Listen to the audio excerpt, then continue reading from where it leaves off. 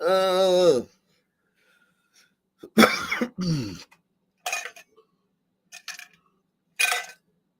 uh, uh, uh,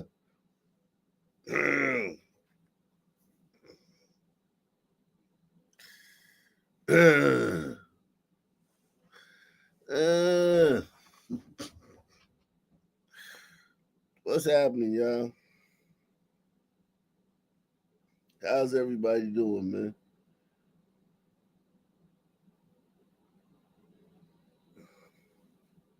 How's everybody doing?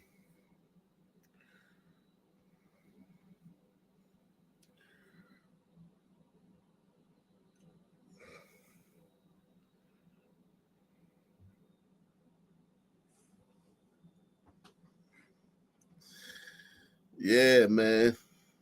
We in here early. Uh, holding it holding it down, baby.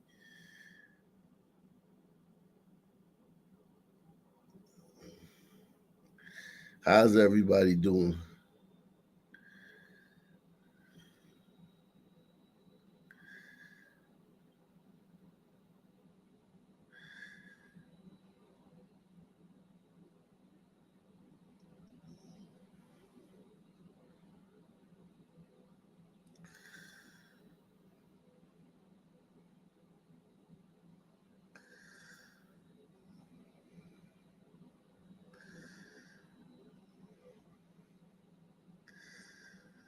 Yeah, man.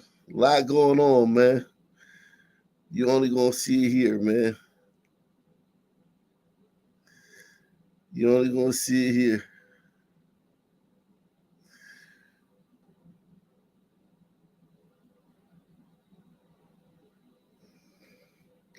You only gonna see it here.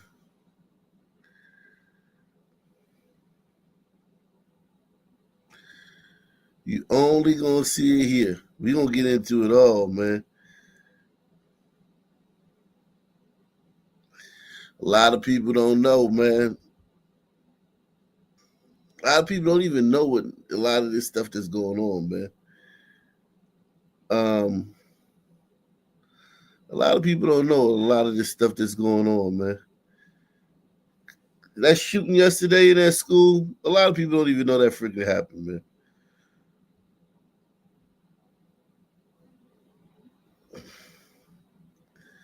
A lot of people don't even fucking know that happened. Let's keep it a buck, man. A lot of people don't even know that happened.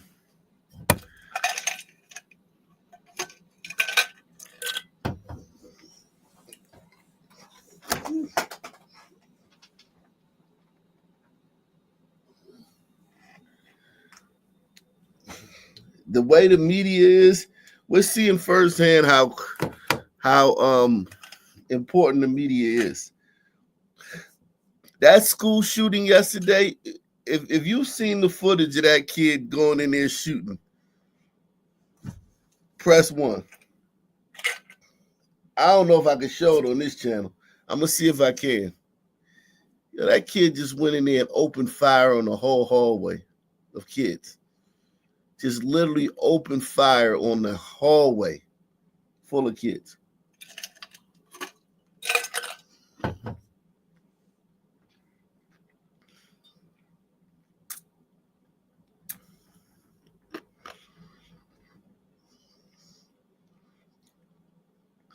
Oh yeah, the hatchet. We're gonna get into the hatchet story too.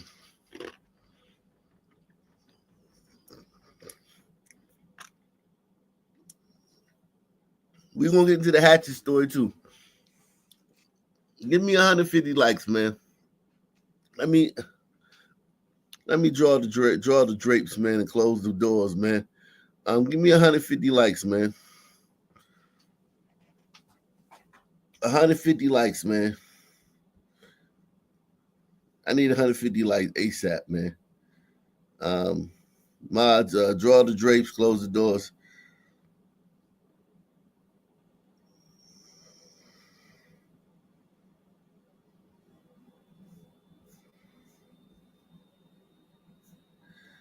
Um,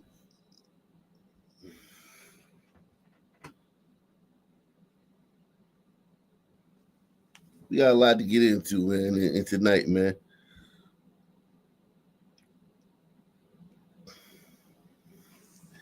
Yeah, man. Everybody hit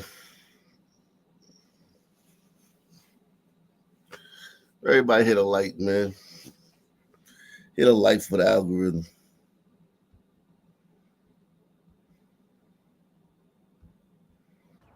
That video, as you know, documents the very moment all of this happened. We now know a confrontation between 4 to 5 students earlier prior to this shooting.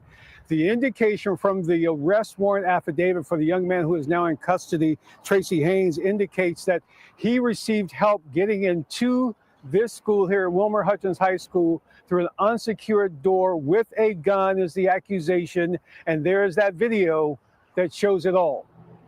17-year-old Tracy Haynes remains in the Dallas County Jail on aggravated assault, mass shooting charges.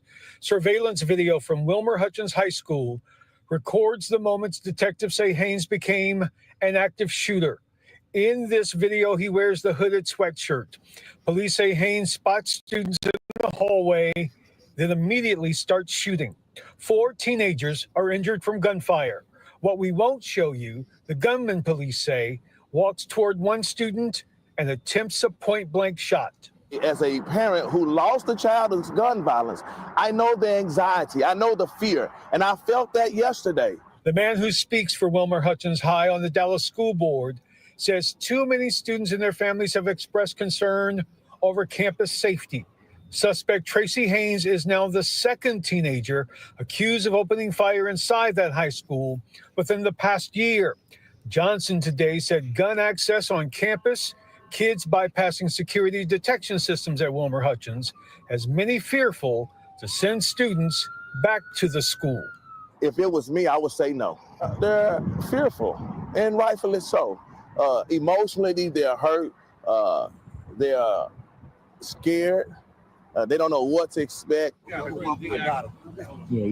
Tuesday night, street bloggers smashed the topic, recorded suspect Haynes being turned over to authorities. Crime intervention specialist Anton Lucky received a call from Haynes' guardian. I had one of my team members pray over the family, and then we began to talk to the detectives about how we were taking him to Loose Sterry Justice Center to turn himself in.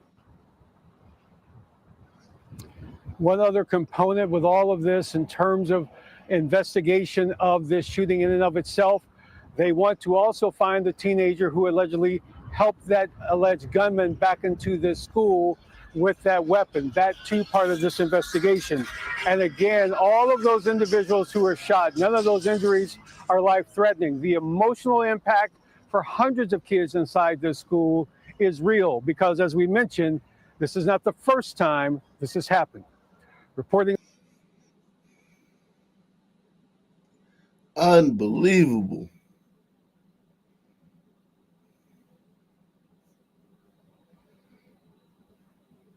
We are learning new information about where the accused school shooter went after firing shots inside Wilmer Hutchins High School. Dallas Fire Rescue says 4 students had gunshot wounds. Good evening, I'm Steve Eager. Hello, everybody. I'm Heather Hayes. So this is the Dallas County Jail intake video for 17-year-old Tracy Haynes Jr. He's now facing several felony charges. Today, we heard from a man who says Haynes flagged him down a few miles from the school and asked for a ride. Fox 4's Lori Brown joins us now live from Dallas with a story that you will see only here on Fox 4. Lori.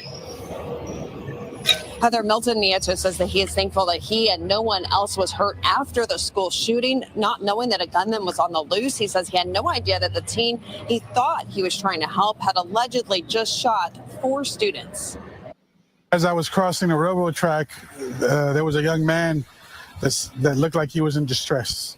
He's panicking, waving cars down. Milton Nieto decided to try to help the 17-year-old who turned out to be Tracy Haynes Jr., now charged in the mass shooting at Wilmer Hutchins High School. He got in the truck and he said he had just been in a wreck. I need to get to my dad is what he said. Help me out, please. It happened on Pleasant Run, just a few miles from the high school. Nieto did not know that just 30 minutes earlier, there had been a school shooting. I said, all right, come on, I'll help you out. I'll take you, to your dad. around the corner. But then his story changed. Somebody finally sent him an address, and he said, here, this is where I need to go. Once he gave me the address and I saw it, I just figured, hey, I can't take you this far. I got to get back to work. Nieto says he took Haynes to the Chevron station on Avila Road in Red Oak and saw that he found someone else to take him where he wanted to go in Waxahachie. As a precaution, Nieto called police. 4 hours after the shooting, Dallas ISD revealed the shooter was still on the loose. When we turned on the news and saw you pointed at a wooded area, that's when things just started clicking. Nieto called Lancaster police back, who came to his office and showed him a photo of the suspect. Once I saw the picture that they were showing me, everything made a match, and my heart just started beating a million miles per hour. Knowing things could have taken a dangerous turn. And they asked me, did you see a weapon? And I was like, oh my God, no, but he did have a hoodie that he was carrying like this. Hours later at 9 p.m., Haynes finally turned himself in. The video captured by social media live streamer smashed the topic. After Haynes was booked, details emerged from the arrest affidavit matching surveillance images from the school obtained by Fox 4. According to the document, an unidentified student let Haynes in an unsecured door at 1:03 p.m. He began firing at students indiscriminately, approaching one student who was unable to run and appearing to take a point-blank shot. Dallas Fire Rescue says 4 students were treated for gunshot injuries. That boy is so lucky that he didn't kill this kid.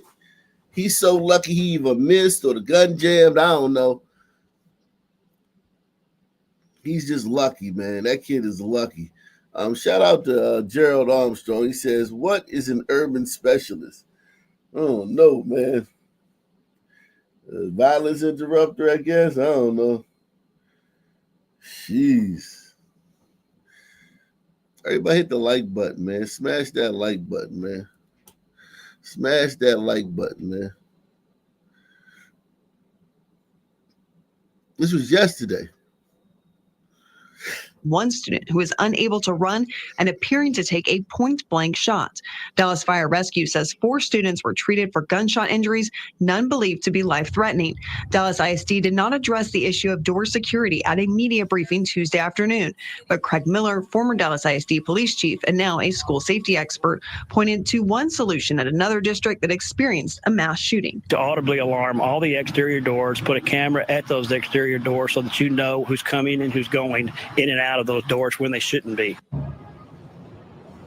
Dallas ISD has not yet responded to our questions about if they know who opened the door for Haynes and if that student is going to face any charges. They also have not answered our questions about why it took 4 hours to tell the public that a gunman was on the loose and how they knew if the campus was safe for the reunification process. Heather. A lot of questions, Lori. And tonight we are learning how a 17-year-old student with a gun gained access to Wilmer Hutchins High School, where police say he started firing in a crowded hallway. It sent kids running for cover, parents rushing to the school. But we just got an update. 2 of the wounded students have been released from the hospital, while 2 others are recovering from surgery right now. Court documents show this young man, 17-year-old Tracy Haynes Jr., was led into the high school around 1 p.m. yesterday by another unidentified student. The affidavit states Haynes walked the halls until he saw multiple male students, and that's when he started firing indiscriminately. The documents state that one of those students was not able to run, and that's when Haynes appears to shoot him at point blank. Haynes turned himself in just after 9 o'clock last night, and WFAA has obtained video of him being booked into the Dallas County Jail. He's charged with aggravated assault mass shooting, the first time that charge is being used in Dallas County. Authorities were able to secure the campus after a little more than an hour, and paramedics rushed 5 students to a hospital. And we've learned one of those students was not shot, but did suffer anxiety-related symptoms. Brittany Moncrief shows us the moments chaos broke out on campus. We may not know their names. The teacher stayed by the door just in case someone came in. But they are certainly appreciated. I want to tell that teacher thank you for protecting those kids. This grandmother, who wants to remain anonymous, says she's grateful for the Wilmer Hutchins High School teacher who protected her grandson during Tuesday's shooting. To put his life on the line for your child, that's something special.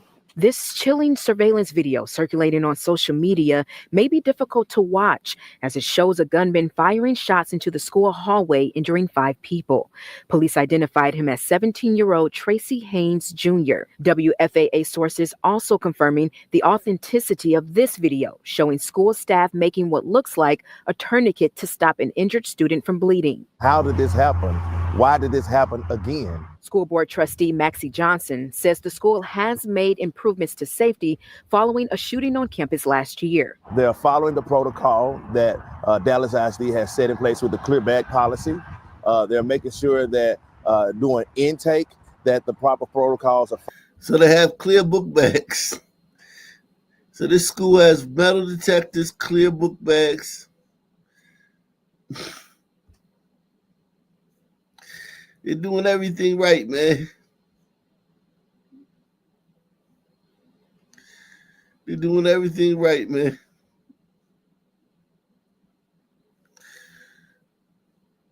It's just one thing that they can't control, man. It's just one thing that they can't control.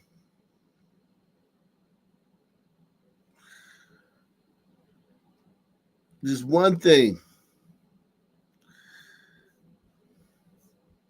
Follow. But police say Haynes was led in by an unidentified person, which Johnson says shows more work needs to be done to address safety. You can't put a price on safety. So I'm going to be advocating for more resources. And of those 5 victims, Dallas Fire Rescue says 1 was treated for anxiety-related symptoms and 2 have been released from the hospital. All 5 are expected to be okay. And while the school remains closed and the fear still lingering, this grandmother, My grandson told me, he said, thanks the teacher, he wants them to be safe. They got their whole life in front of them. For keeping her grandson safe. That was something wonderful to say to the kids. In Dallas, I'm Brittany Moncrief. What a brave teacher, reminding the students that they were his priority. The aggravated assault mass shooting charge Haynes faces did not exist 2 years ago. The changes were a result of a bill passed through the Texas legislature in 2023. The mass shooting charge makes this case a first-degree felony, which is punishable by 5 to 99 years in prison. 5 to 99 years.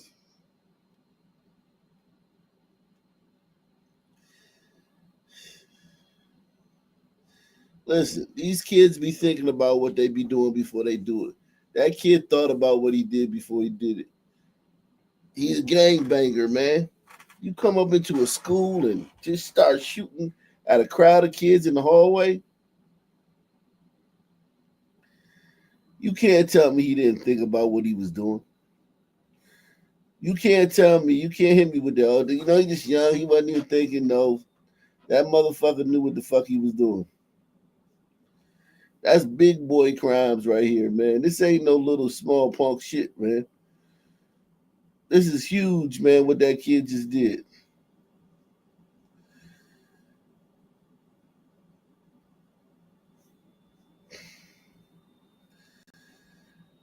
That kid just did that shit, and that was huge, man. Yeah, you just don't walk in no school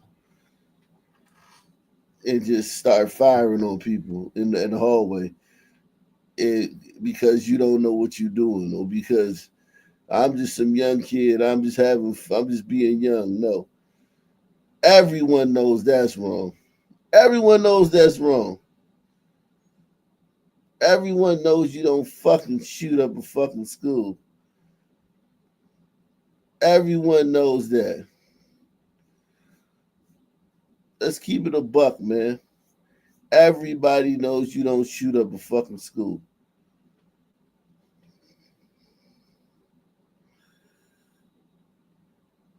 Come on.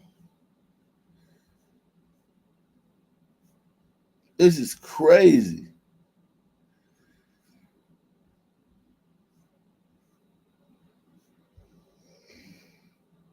or life. This will be especially important when the case heads to trial. It can prevent the multiple aggravated assault offenses from being tried separately. You can read up on the entire history of this law and how it can be used by the district attorney's office. The full explanation is available right now on WFAA.com. Our understanding is that 4 students are still recovering. Campus is closed, though, while police are investigating. Yep. We do have live team coverage. All right, so that was yesterday's story. That's old news now, man. That's crazy that that's old news already.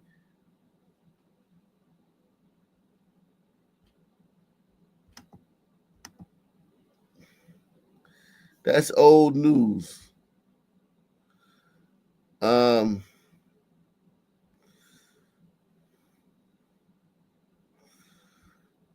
That's old news.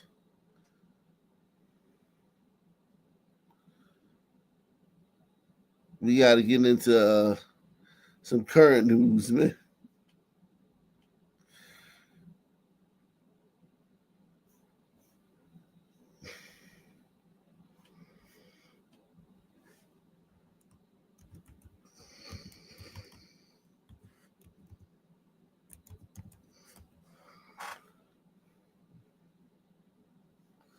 All right, let's go, man.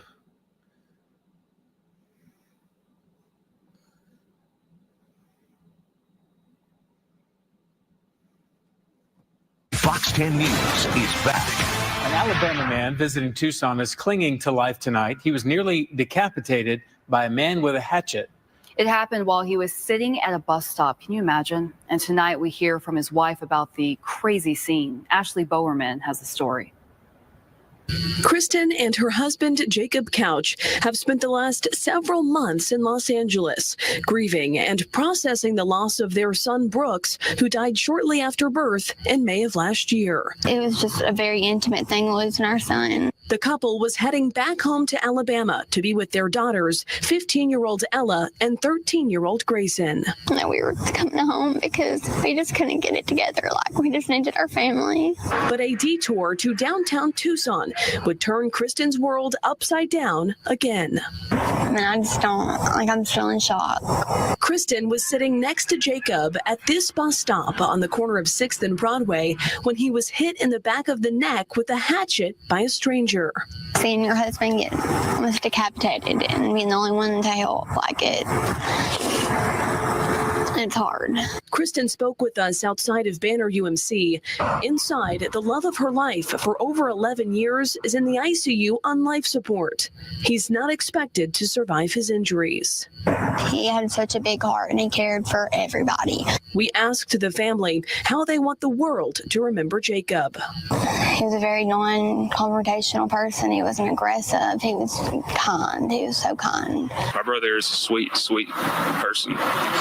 He had never hurt a soul. He would literally give the shirt off his back if you needed it. Kristen says this about their trip, which was meant to help 2 wounded hearts. We got to do a lot of the things that we wanted to do. I'm glad that we did, but it makes me wish we never left home. Tragedy strikes, you can look for helpers. This as an Alabama man attacked with a hatchet in front of his wife in downtown Tucson is still clinging to life tonight. That attack happening 2 weeks ago at a bus stop along Broadway and 6th Avenue. The couple were returning home to Alabama from a trip to California as the victim's wife remains by his side. A large community. Yo, this woman is handling this very well too. Gliders handle these situations very, very well. I don't think we can. Sons, gliders handle these situations very, very well. I don't think we can handle these situations as well as they do, man. Salute, bro. Salute to Will, man. Will says it's so sad that the cops had to wait for that kid to turn himself in. Yeah. This black dude right here is literally chopped this white man's head off in public for no reason. literally chopped this guy's head off in public for no reason. And the white community don't get to be outraged about this. This is horrific. The effort has made sure she's being well taken care of. News for Tucson Chief Investigative Reporter Chorus Nylander. You're live outside Banner University Medical Center with the latest on this, Chorus. Yeah, Monica, right now, Kristen Couch is staying in Tucson by her husband's side, praying for a miracle. Jacob remains on life support tonight. Investigators say he's not expected to survive. Kristen says she's been receiving few updates, but tells me he has been showing some signs of brain activity. That's very good news. An army of Tucson residents have come together to try and make sure that she is well taken care of through all of this. I know he'd be so grateful if he knew how everyone was coming together to help us. As Kristen Couch holds on to hope, her husband Jacob will walk out of this Tucson hospital after being struck in the neck by a hatchet. She is grateful for the countless acts of kindness people have sent her way. We never would have imagined that so many people would have come forth to help us. But things didn't start that way. She says nobody helped her husband during the brutal attack. No one helped give CPR. No one helped hold the wound. Then almost all of her belongings she had with her were seized by police as evidence. She is far away from her home in Alabama, but now the kindness of strangers has kept her as comfortable as possible. It was like this explosion of Tucson people just wanting to wrap her up and take care of her in every way that they could. Jenny Gage was one of the first to start spreading the word, trying to organize support for Kristen. A simple post on social media blew up. Woke up the next morning and there were hundreds and hundreds and hundreds of comments, DMs, other people who had hunted me down on other social medias offering to help in every way that you can possibly imagine helping. Now Kristen has clothes, blankets, food, grief support, money to help her family travel here, and a kind woman that has allowed her to live at her home. Jenny hopes the man police arrested for the attack, Daniel Michael, and those who stood by and did nothing will not be the star. Daniel Michael. I mean, you just come up to a bus stop and smack somebody in the back of the neck with a hatchet. That's ending their life. I mean, he severed his shit, man. Even if he survives, he's just gonna be ahead.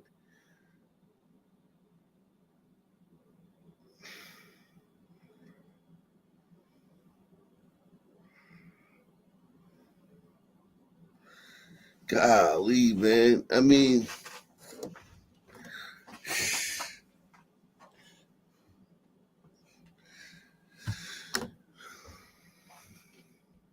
of this story. And I don't want that to be Tucson's story. I don't want that to be our story as humans. And I certainly don't want that to be this little family's story.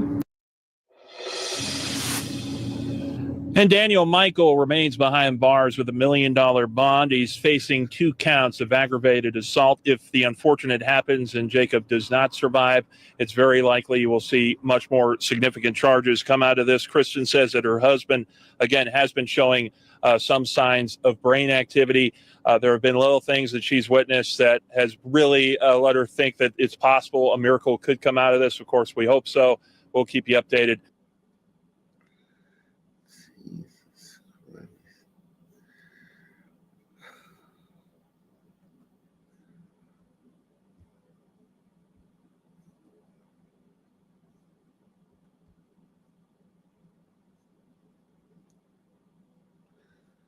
I dropped the link, man.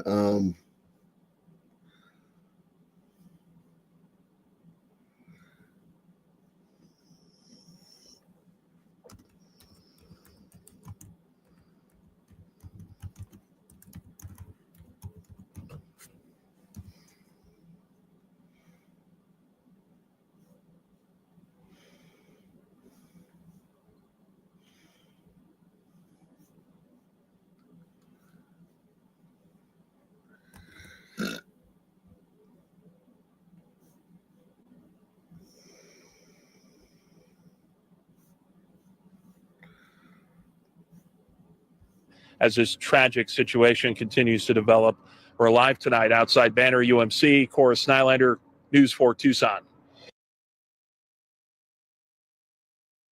Hi, we need.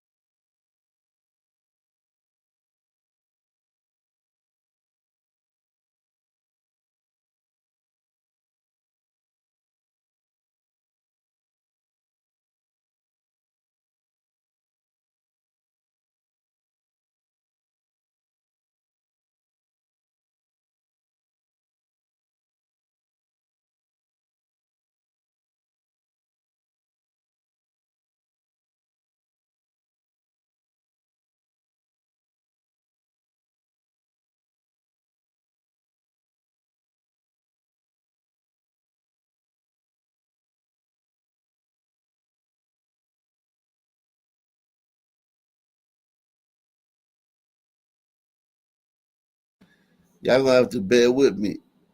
Y'all gonna have to bear with me, man.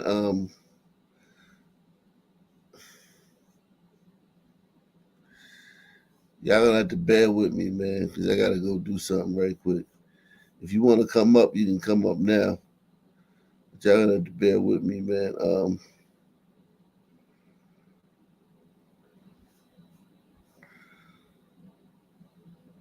And the kids are off to school. Most of them off to their neighborhood public schools. In it, and it's a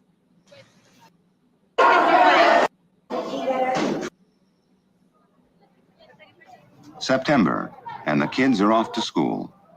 Most of them off to their neighborhood public school.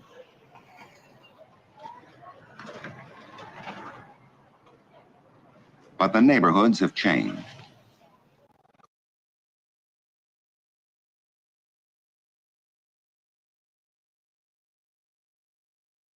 Where once the public schools truly represented a cross-section of children of varied incomes and backgrounds, today, unwillingly but inevitably, many city schools have become ghetto schools, a concentration of race, poverty, and defeat.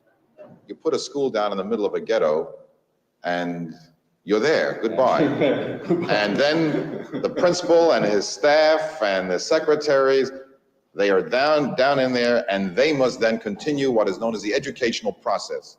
the teachers are turned off, somewhat the administrators are turned off, somewhat I'm turned off. What I'm trying to say really, the total picture here, is that nobody can function well and effectively in the ghetto. That everybody in it is overwhelmed by the circumstance and by everybody else in it. And it's a total condition which is pressing in upon us. We've lost them already. These kids are now 14, 15, 16 years old. What we can do with them is nothing more than a holding action. And just to get the rest of the record straight, teacher training hasn't been making it either. I've trained hundreds, literally thousands, and you know, some of the ones that have really literally broken my heart have been some of my best students who would leave that nice classroom and come out to work in your school or a school like it and quit psychologically within one day. Some of them quit the first day they come on a job, and others quit 1 week later, and some of them run to the suburb. But it is a debacle in terms of what happens to young people who get slaughtered when they come into reality. NET Journal presents The Way It Is.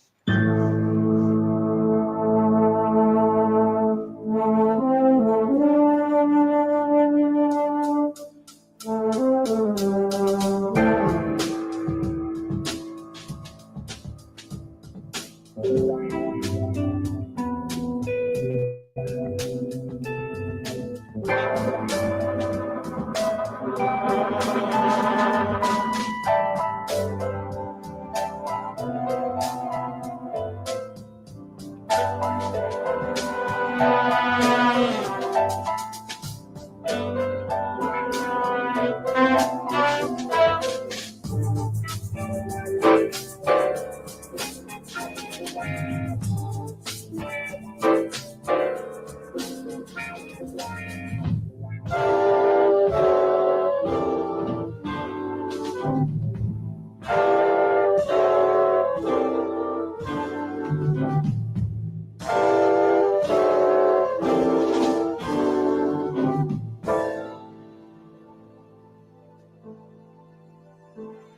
public schools, according to the goals set for them back in the 1840s, are supposed to be equal, if not superior to, any private school. But are they? In New York City, Negro and Puerto Rican children now outnumber white children in the public schools, and that's the case in more and more city schools across the country. 1,200 students attend Junior High 57, a pleasant ghetto school in Brooklyn's Bedford-Stuyvesant district. 3/4 of the children are Negro, 1/4 are Puerto Rican. There are 12 white pupils. What kind of an education are these children getting? As is typical of ghetto 7th graders, this class enters junior high, already 2.5 years behind the national norms. If they actually succeed in finishing high school, they will, by that time, have fallen 5 years behind. Principal Lou Schwartz. It has been true for many, many years. About 10-12% of our school that is learning on what might be termed a fair level and even on a high level. But our basic problem is we've got this 90% of the school which just is not moving ahead. These kids, if you were to meet them anywhere, this 90%, meet them around school, in school, outside of school, they respond and respond well. Question is, something happens to them in the classroom situation, in the school situation, which keeps them from learning. These harsh facts have rocked the educational community. Across the country, university educators are coming down from their ivory towers to find out what has gone wrong. In a unique experiment, Jack Robertson, professor of education at New York University, and his NYU specialists are joining forces with Principal Lou Schwartz and his staff to see if together they can help salvage this particular 7th grade. For we are at war, and at stake are America's ghetto kids. But we fight with weapons that are from a different age, and we must find new ones when this is the battlefield.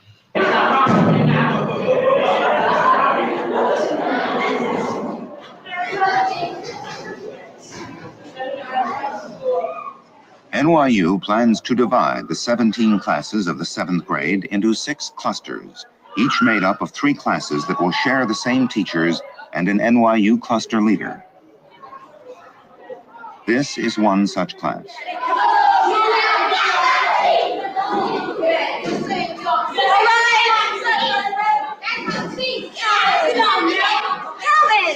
Calvin, Linda, are you going to sit down? You were great this morning. You were so terrific this morning. This is class 7-5, and a new teacher at Junior High 57, Freddie Kamenoff, teaches them English. They'll be part of one new cluster. All right. Please get with it. I'm waiting for attention still from everybody. I asked you to do something this morning. We did a little bit of it, but we didn't finish. I'm going to continue with everybody. Please take out your notebooks and turn to a clean page. If you need paper, then ask me. George.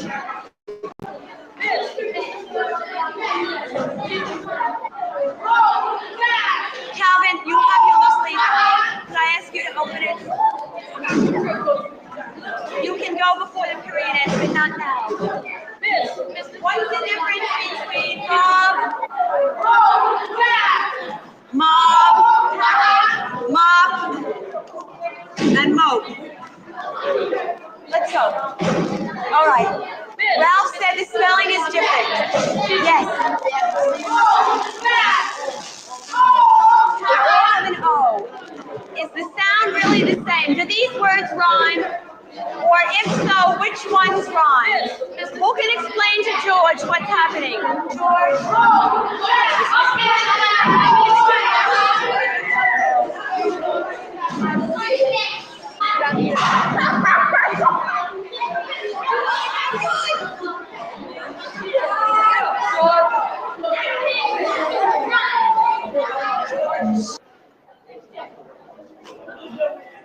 The hallways are a way of life.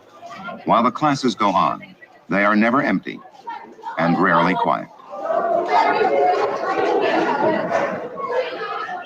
right, sit down.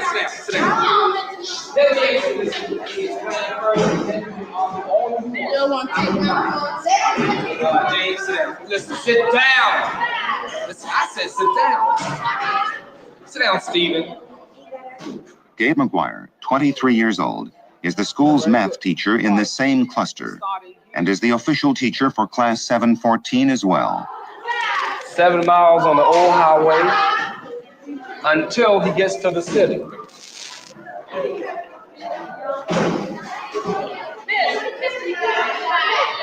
Willie, wait just a second. You keep saying you get the wrong answer. How do you know it's the wrong answer? How do you know?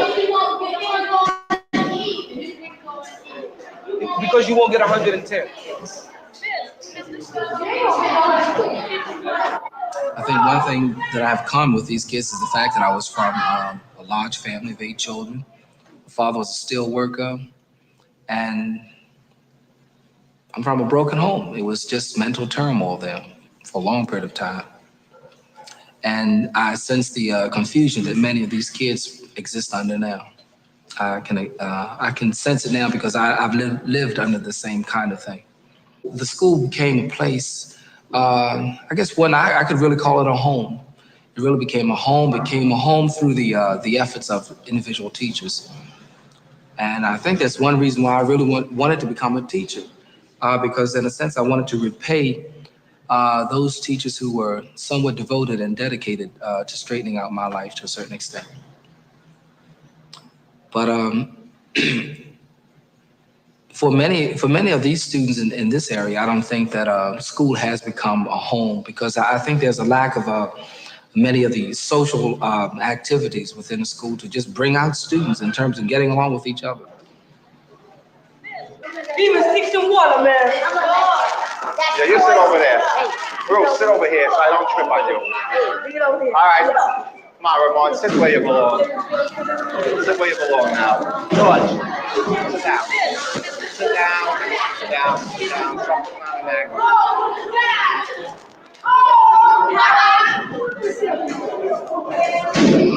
What happens to the property? Saul Siegel is the school's science teacher for the new cluster and will work with Gay, Freddie, and others to plan new programs together with their NYU cluster leader.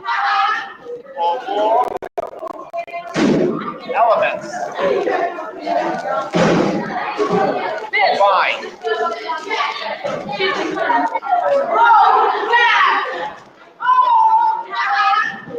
Make. Compound. Right? Yes.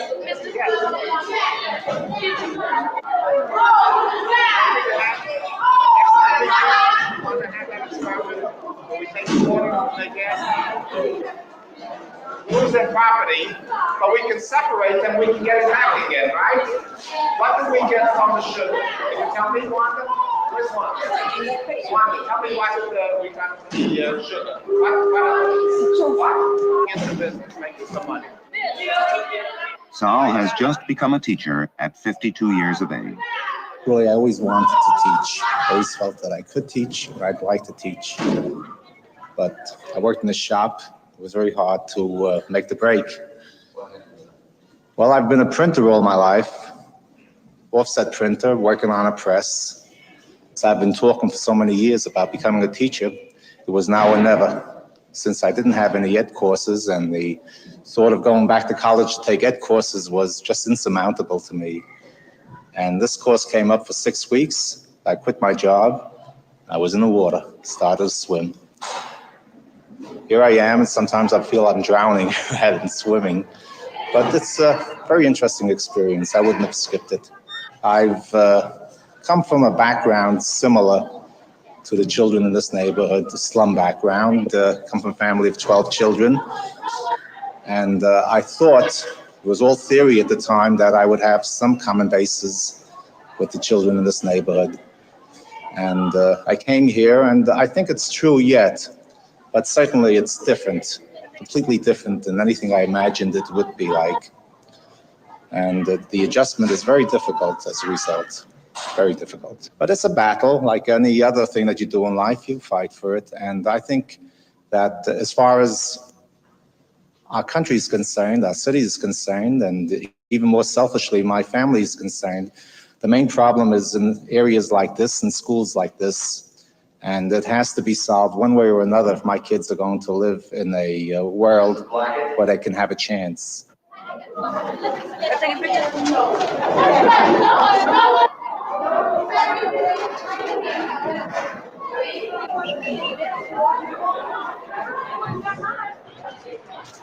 In Bedford-Stuyvesant, the people share few of the hopes of white America, and this feeling comes off the streets and into the classrooms of Junior High 57. A recent study of ghetto children showed that many do not believe that they can really influence their own future. And the fact is that less than 50% can expect to graduate from this junior high with a regular diploma. The teachers have been able to reach only a limited few, and the universities have been unable to teach the teachers how to connect with ghetto kids. This is one vital part of what NYU is trying to do now. What I think we have to do is really to turn on the teachers, and the way to turn them on is not to tell them what to do, really, but it is to allow those good ideas that they've had and want to use to be expressed, and then to be tried in a protected situation where this time it can succeed instead of fail. And what I'm saying is you can't make a formula for that, and you can't say do it this way or this way or this way. What is new here is that you want the teachers in the school, with the help of the extra personnel, to concentrate on the 80 or 90 children who will be within that family cluster. Now, this to me is rather new. They can plan with each other, they can know each other, they can live with each other, and they get support from each other. I think that's terribly important. If you really want to turn people on, then you can't hold up a lot of things around here that are sacred and say, these we cannot do. Jack Robertson has advised India, Thailand, Indonesia, Hawaii, and Puerto Rico on the problems of education, but he is finding his ultimate challenge right here in Bedford-Stuyvesant. To meet it, he has been given a 2-year grant to form the Clinic for Learning. Working with him are his cluster leaders, clinic teachers, and community agents who will work with organizations and parents outside of school. A large contingent of student teachers and trainees has been plucked out of the antiseptic university and put into on-the-job training in the combat zone.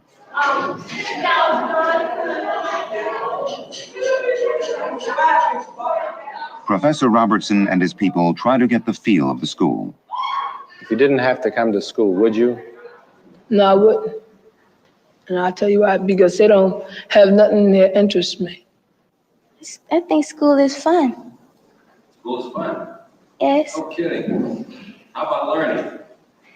It's fun, and it's nice learning things that you never heard of, and words and stuff.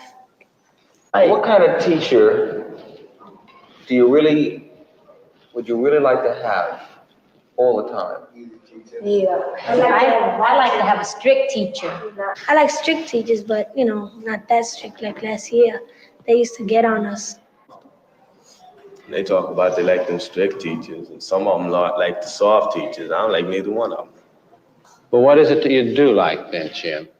I like the teachers that's in between, that don't let you get away with nothing, and they show you how to do the work. How long does it take you to learn a teacher? One day. One day? One period. Okay. Yeah. Well, if you don't give teachers no trouble, they won't give you no trouble. And I never had trouble with a teacher yet. If you be too soft, you too soft. Somebody just with you. Slap you, be nice to them, and you think they're gonna be nice to you. That's right. Isn't that the way people usually behave towards each other? If someone's nice to you, you be nice to them?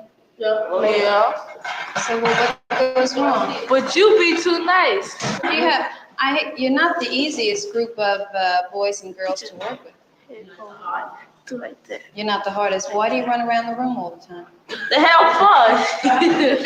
Is that what you do? How am I supposed to stop? What do you mean I let you do it, Norman? Take a ruler and smash one side of his head.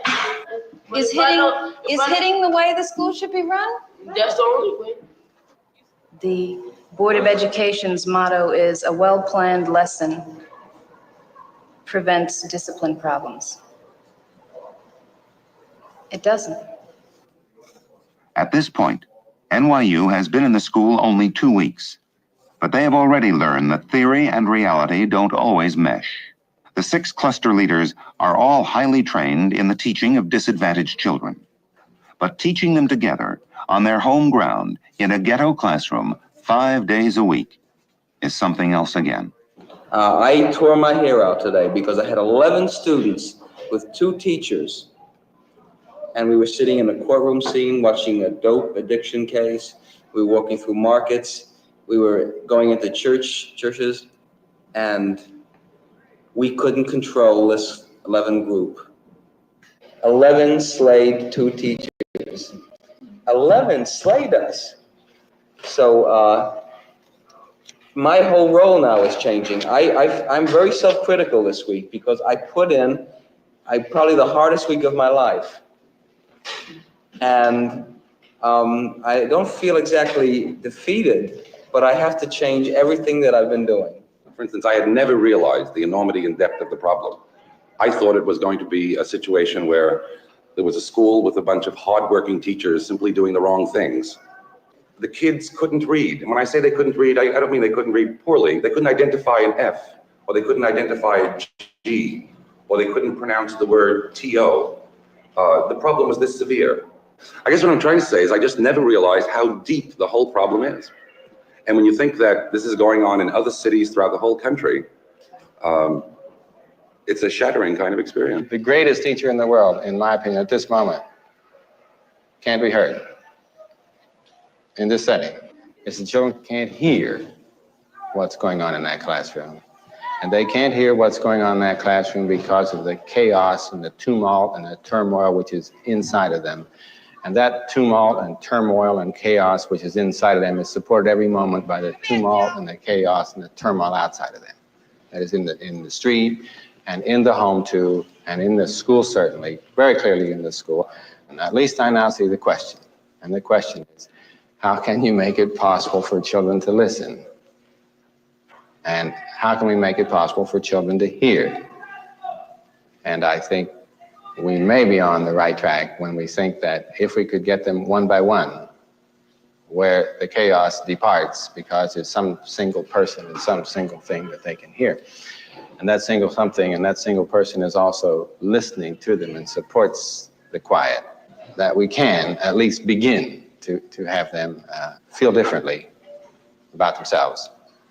And hopefully they can expand from hearing one other person toward hearing several. So I come down to the question. The question is the moment. How can we arrange this school and this community so that the children have a chance to listen and therefore a chance of learning? She said love's not easy. It's a game of give and take. How long must I wait? How much more can I take before loneliness? They don't even listen to each other. They really don't even listen to each other, as I've seen it anyway. Judy LeVay, the leader of this cluster, has 5 years' experience, a master's degree in teaching disadvantaged children, and a highly successful record of experimental work with ghetto children outside of school. Her cluster leaders will receive extra help from her, from student aides, as well as community agents. They are working Saturdays, many evenings, and the phone calls to each other never stop. You know, you may have a student in your class who hasn't eaten, who's concerned about the fact that he doesn't know who his father is. Why don't we talk about these things in the classroom as part of the curriculum?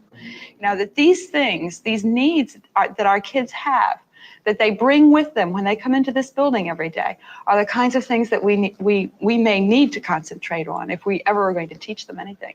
And I think, you know, in terms of the curriculum we have now, there's the possibility that maybe we have to chuck it. What can you substitute? You know, these kids have to take tests, and they're going to be tested all through their lives, all through their school life, I should say, and it's always based on the curriculum. Every achievement test they take is based upon the curriculum. So you have to do at least compromise in some way. You just can't chuck it. We may have to break that system, and if it means breaking the system of step, learn, test, step, step, learn, test. Maybe we'll have to break this. Maybe we can. worked through successfully until now, That's right? right. That's why we have this right. problem. These kids are failing. Let's face it. Last year, I was teaching an English class, and my field is mathematics. Right. When I went into that class, it was just complete chaos. We had about 8 teachers who had been in the class before, and I was the, let's say, 9th or the 8th teacher. I don't remember. What did you do? I taught socializing skills of socializing. When I went into that classroom, students would, they didn't even know each other. They would do everything. You had a little group here, a little group here, and a little group there. I had kids who would constantly fight back at each other. I mean, vicious language. And the main part and the main success was actually getting them to know each other. Jimmy is no troublemaker in school. He just withdraws. You leave him alone, and he'll leave you alone. Jimmy has been held over in the 7th grade. He was absent last year over 50 times.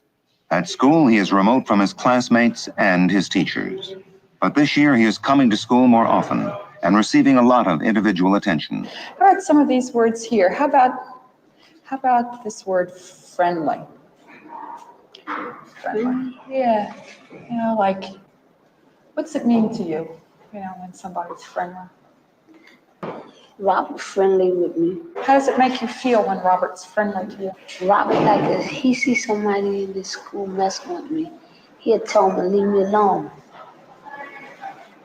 My mother told me, she said, don't never fight your friends and your brothers. Fight your enemies. That's what she said. Does your mother give you advice like that very often? My mother told me, she said, what you get out of not coming to school? You be cold out there, you be hungry and whatnot. Do you believe that? Yeah. I was hungry a lot of times out there. Yeah? Yeah. So when you come to school, you get something to eat? Yeah. That's a good reason for coming to school, huh? Nah, I don't come to school to eat. I come to school to learn. And at 3 o'clock, I go and I look at them girls in class the whole time. I go talk to them. Only at 3 o'clock you look at girls? At 12 o'clock too. How many 30 months is equal to how many years? 2.5 what? 2.5 years. It is not 2.5 years, man. 30 months is 2.5 years. 30 months ain't nothing no 2.5 years. I ain't gonna force. Ooh, how's it gonna be years? Why you guys know 30 months is in 2 years, son? It's 30 months is in 2 years. It's so stupid. 2.5 years or 2 and 6 months. I challenge you. I think your problem is wrong.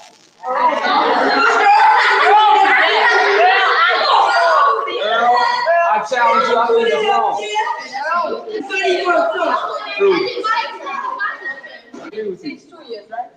That's 2 years. How much left? 6, right? Right. I told you I'm right. 12 months in a year. Yeah, you didn't know that? So how many months are there in 2 years? 24.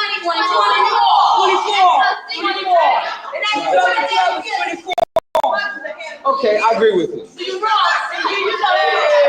You went out, George. You said 2 years. You just can't say to a class, I think you kids are great. These kids just don't believe words. It's not enough. They don't see any action to back up these words. The only thing that they care about is what you actually do. And sometimes when you get good and mad with a kid, when he does something wrong, he knows that you really care about him. Teaching, as I've seen it, is both marvelous and terrible, because a teacher can make such a big difference in the lives of kids. And we just mustn't throw our fears into them. And we got to make, in a sense, make every student better than what we are.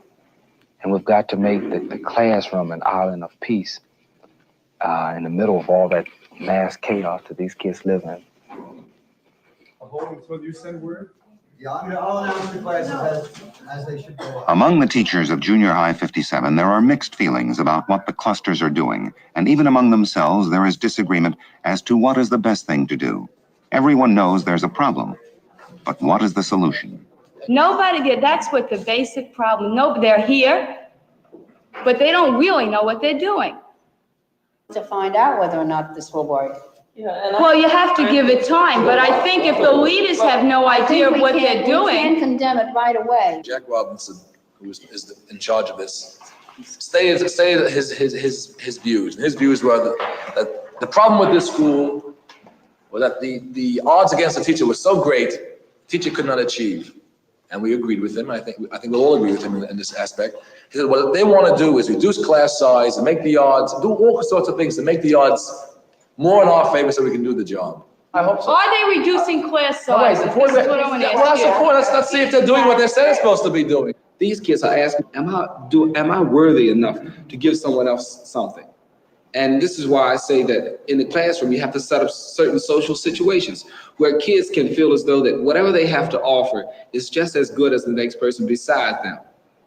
What Gay's saying, if you come into a class and you create excitement and you really get these kids moving and you yourself become moving, you move with them. It's just it's a fantastic thing. These kids have so little skills. Some of the kids, so little skills, reading skills, math skills, reading, social skills. But is that important? Is the reading skills more important than the social skills? Yes, because if a child can read. I don't think so. If a child can read and do the work, he wouldn't be bored in the classroom. That's his problem. I don't think so. So if we could give these kids more reading and forget social studies and math and science, they have no right taking chemistry. They can't read. Concentrating on teaching a child to read hasn't worked so far. Now, maybe if we combine a little enrichment, say you learn the subway sign or whatever you might have, a little of a combination, but to say teach them to read and then enrich them. But you're giving them individual attention while you're doing it. The clusters are tackling the problem of reading in many ways.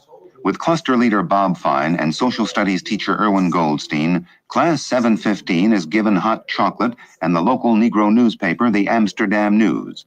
14 youngsters are in this class, but as usual, only 8 have shown up. Reads the paper very carefully to see maybe that someone they know or even their son is. With 2 student teachers to help out and the class half over, the children have still not touched their chocolate nor read their papers. Let's go back to where we were before now. We're looking at the editorials. I was asking what an editorial is, what it was. I had pointed out a picture of a man whose name is Wilkins, the same man we have up on our bulletin board. Now, who knows who he is? Who thinks they know?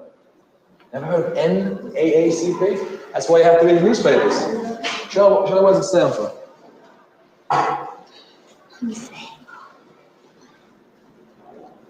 Huh? Edward, remember? No? No one remembers?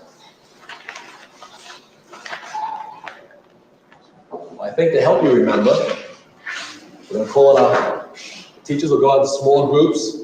I'll work with this group. Fun, work with this group. We'll work out, we'll just break out now. We'll work over the editorials and show them what an editorial is about. We'll deal with it as an opinion, someone's opinion, okay?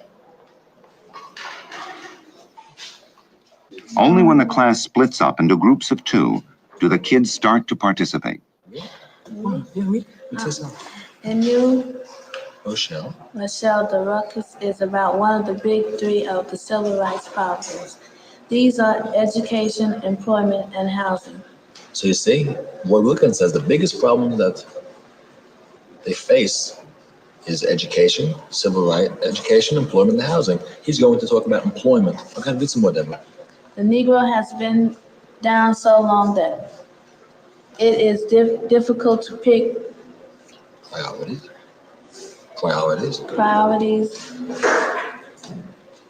Certainly, employment discrimination ranks high among the 3. Did you ever write a letter to anybody? You never did. Did you know that newspapers have a section where people can send letters right to the newspaper, and sometimes they print them Well, here's one about a man named what? Adam what? Adam Clayton Powell. Did you ever hear of him? No. You never heard of Adam Clayton Powell? No. Right? You can learn about him. He happens to be an important man in New York City politics. And if you want to learn something about him, here's a chance right here in a letter, right? It says something here about Adam Clayton Powell being a Negro. Did you know he was a Negro? Mm-hmm. Did you? No. You didn't, right? Well, I think this just points out in a very dramatic way that the kid's basic antagonism towards school still maintains itself no matter what we try. We have to break the mold that these kids are in, the mold of dislike, of fear, of lack of responsiveness to school. If school does it, it's no good. It's no good at all. Why is it no good? The gulf between the children and the school is in part a reflection of the gulf between the school and the community. The kids see their teachers leave each day, but they remain here, in the ghetto, with all its frustrations and isolation.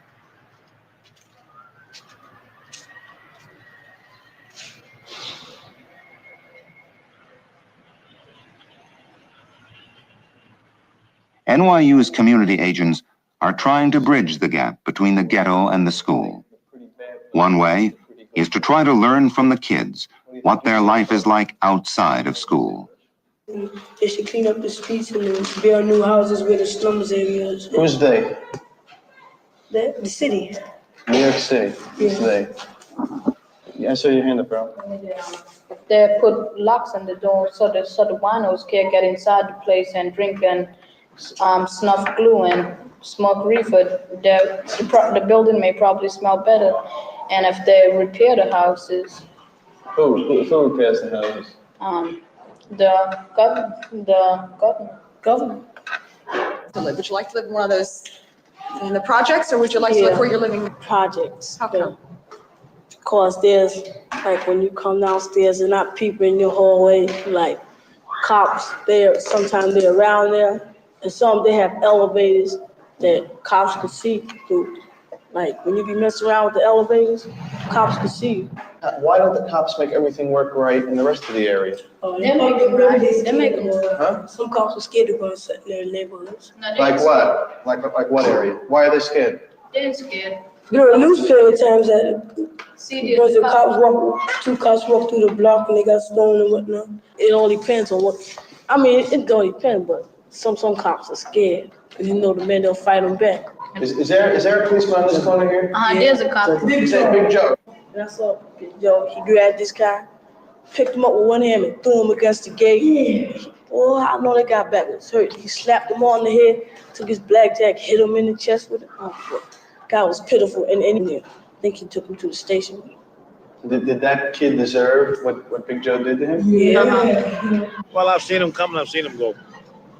I've seen the married ones come back and say hello to me occasionally with their families, and I've seen the bad ones come out of jail and they still come back and say hello to me. How do they feel about you? Well, you can ask any one of them out here about me. I assume that they all like me and admire me. Do you like Big Joe? I like him. How is he? What? You like Big Joe? Big Joe.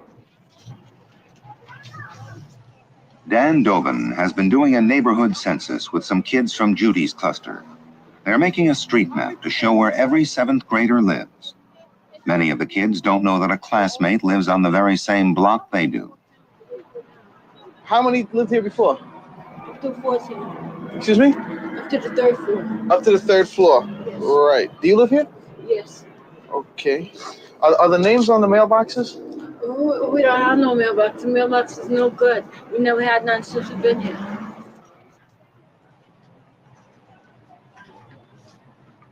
As Dan has gotten to know the children, he and other community agents have been going to their homes and neighborhood stores to meet their families.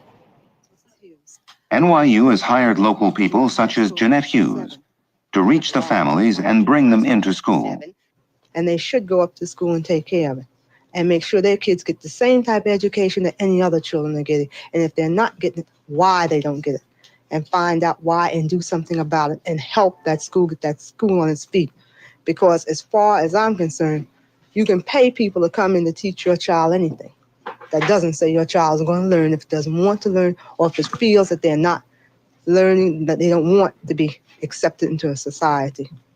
This is a feeling that a lot of people have because they get tired of getting pushed around, kicked around, told what to do, and being put in their place. I think it's about time that the people get up off their rears and do something about it. And I do know that people are getting up a little more off their rears and will do something about it. But do they? What do you feel about the school? Well, I think it's a nice school. But the kids are a little slow in learning, but it's a nice school. Do you belong to the PTA? No, I'm not. Why not? Well, it's something I just hadn't gotten around to do yet. Or do you know that your child needs you at school? Well, I guess so. This is Jimmy's mother. She has 7 children, 3 of them now attending 57. Have you ever been to the school? No, I haven't. Do you belong to the Parents Teachers Association? No, I don't. Why not? Well, I really haven't had the time, Do you know what's going on at the school? Do you know what the school is like? No, I don't. Or what does your child say about the school? He likes the school. He likes the school very much? The community agents go into the churches to try with the minister to get the members to become active in the school. One woman's son did not attend school for 3 years. Can you tell me why was he out of school for those 3 years? His father wouldn't let him go to school. His father would say, Harry, I want you to stay home and work today. I never had any learning. I don't care if you get any. He would say just those words. Do you think there's learning going on in the school? And do you think that everything is going along as well as it could be? Well, I think some of the children are learning in 57. And the ones, like I said, if they really want to learn, they'll learn regardless if 57 or any other school. And if the teachers, I know they get bored and everything with the children, but if they would, be just a little discipline upon them, if it's even coming, to a striking one to make them obey, I think, it should be done. And the parents should be pleased, because if my kids get so unmanaged, I think they should be struck with a rule. It pleases me. Why do you think that the children don't want to learn? What will make... She says, strike them one. She's all for hitting the kids if they don't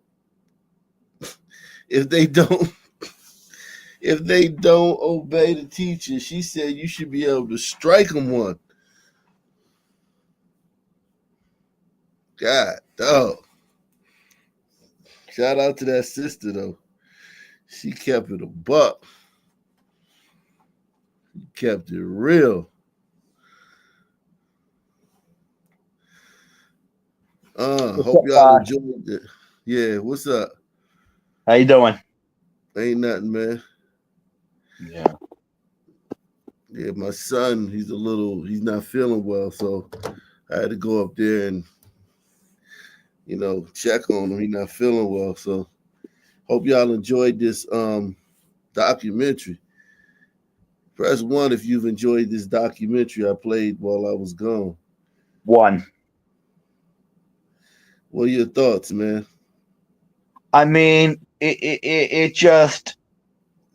It speaks for itself for the most part, when did this take place? 1966? And you see how disrespectful and rude the sons are and all that other stuff. This was right after segregation. So, it just proves that, desegregating schools don't work.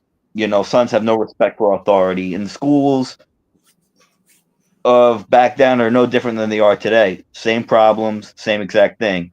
They say the sons are scared of, they're scared of the white man and all that other shit. But look at how disrespectful they are to these white teachers. So, yeah, you never see in any of these documentaries, you rarely see white people being disrespectful, and you rarely see sons respecting white people. I mean, all of them. We watched dozens and dozens of these. Unless the white people are just great actors and the sons are just terrible actors, the only conclusion you can say is that like this whole shit that they talk about back in the day about how they had to walk around with their head down and white people call them boy, and I can't tell, man. I mean, like, you know, it's yeah, you know, it is what it is. That was like different parts of the country. You know what I'm saying? Like in New York, that wasn't happening. But I don't know, that just brought back a lot of memories. I didn't go to middle school and high school in the 60s, but I did go to school in Brooklyn. So I didn't do junior high school in Brooklyn. Thank God, because oh my goodness, look at that. That was crazy. What did you think? Well, you thought the kids were? Do you think that Neglect. That's what I crack think. messed up anything, or because this is 20 years before crack? Well, I'm sure crack made it like worse. And the little kid was talking about smoking reefer and sniffing glue. So maybe the sniffing glue and smoking reefer was before crack? I don't know, but Yeah, I it was think before crack. Yeah, it might have, yeah, it might have, the crack might have exacerbated the situation because now you got children being born on crack. You know what I'm saying? At that point. Crack babies.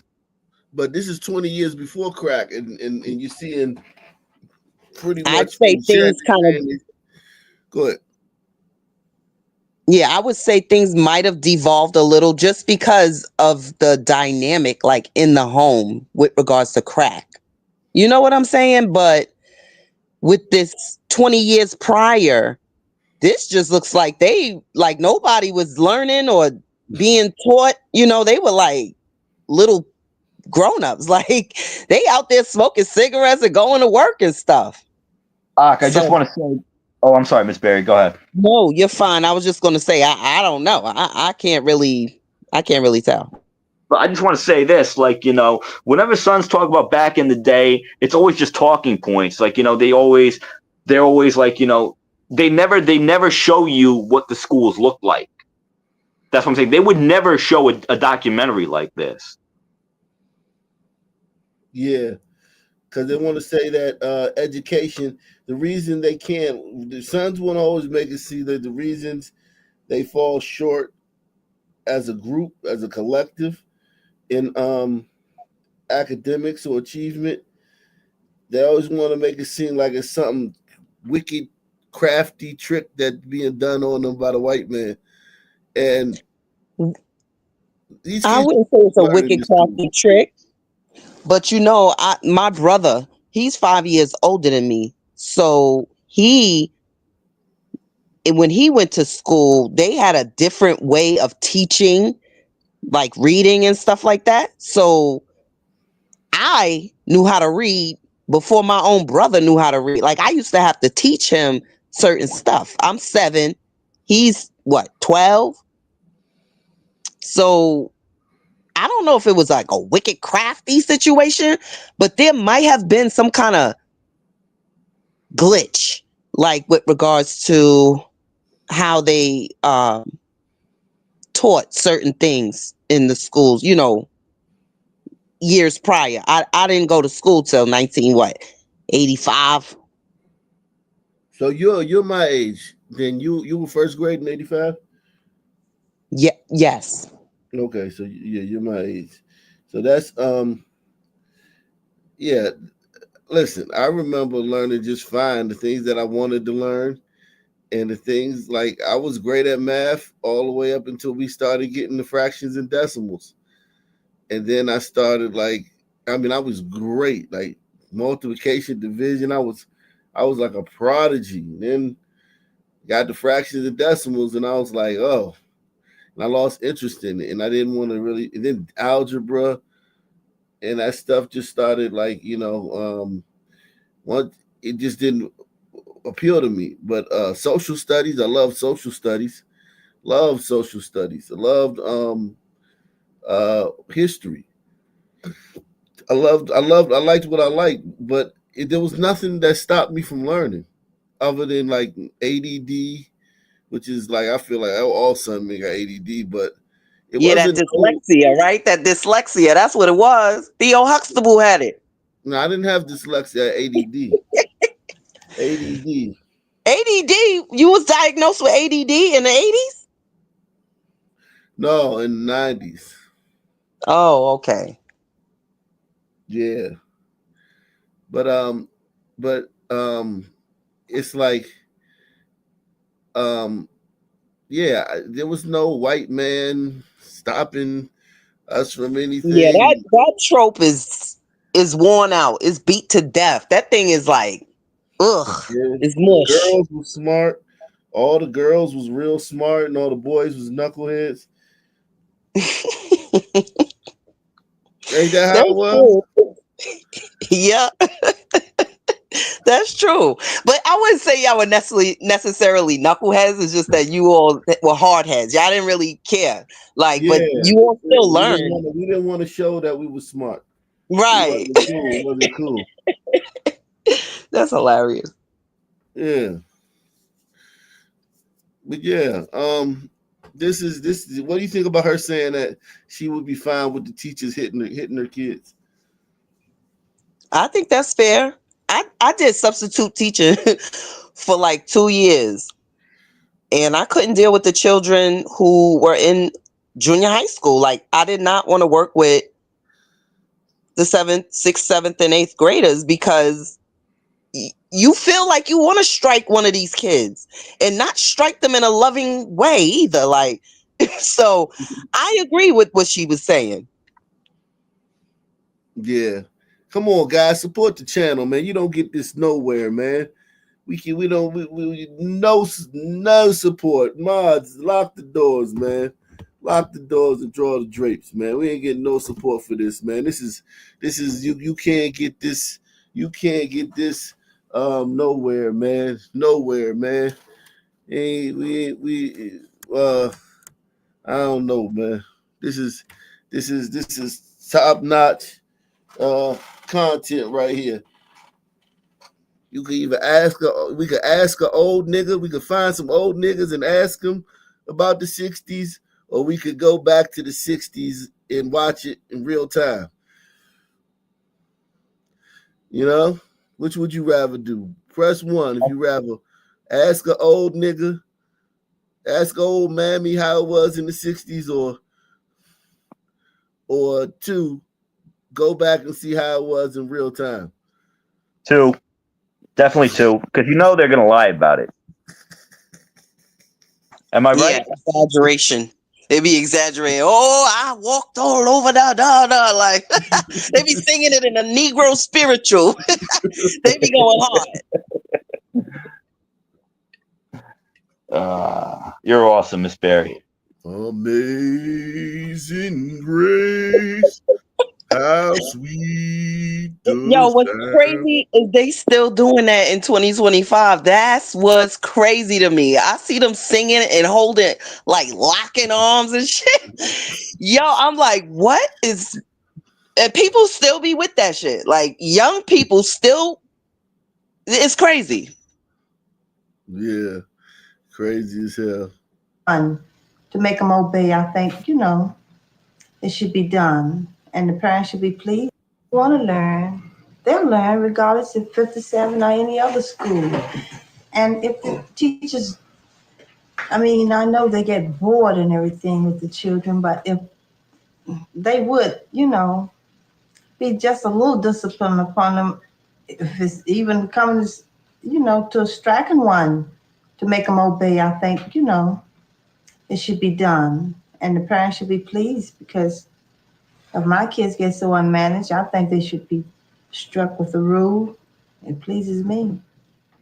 Why do you think that the children don't want to learn? What will make them learn? Here's the way I feel. Why they don't want to learn? Just because in the mornings when they get ready to go to school, we already know, our parents already know they ain't learning. We should tell them, when the teacher get up before you pay attention to the teacher. Sit up and take notice and get your paper and pencil out, ready to write. What you see the other kids do, don't do that. You pay attention to the teacher. Because quite naturally, if you ain't sitting up taking notice, they don't know to do anything. And you That's bullshit. The kid's bad as hell. It's DNA. I'm Oh, that makes me saying happy. she ain't giving out hugs before school. She telling kids like I don't know. To me, it just feel like Listen, I'm a teacher.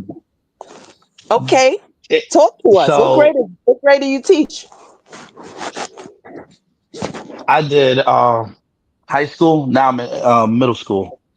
It, Oof. it's it it's two different demographics. With some Hmm. kids, it's terrible. It's like I understand because here and there I was a class clown too when I was younger, but I also wanted to learn.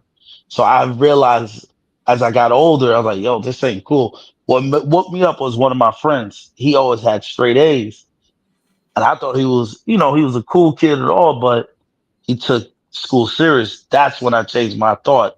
That took I did it in my freshman year, but I don't know. It's just something about son kids, man. And now I'm in Brito school.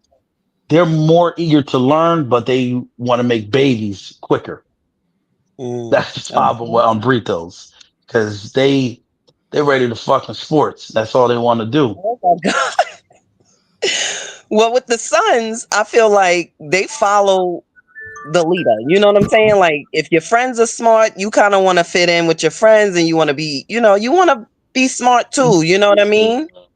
Nah, no, You that don't don't think work. so? No, no. I I'm a was girl, just so I see things different. So tell no me.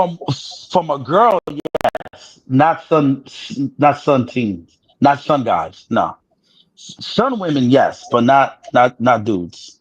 Because I had to learn that, and because my mother is Caribbean or whatever, she was like, "Listen, I came to this country for a reason," and so I didn't want to embarrass her. So I was like, "You know what? Let me get my act together," and Mm. that was it. And I started thinking like the way I think now, from freshman all the way and up.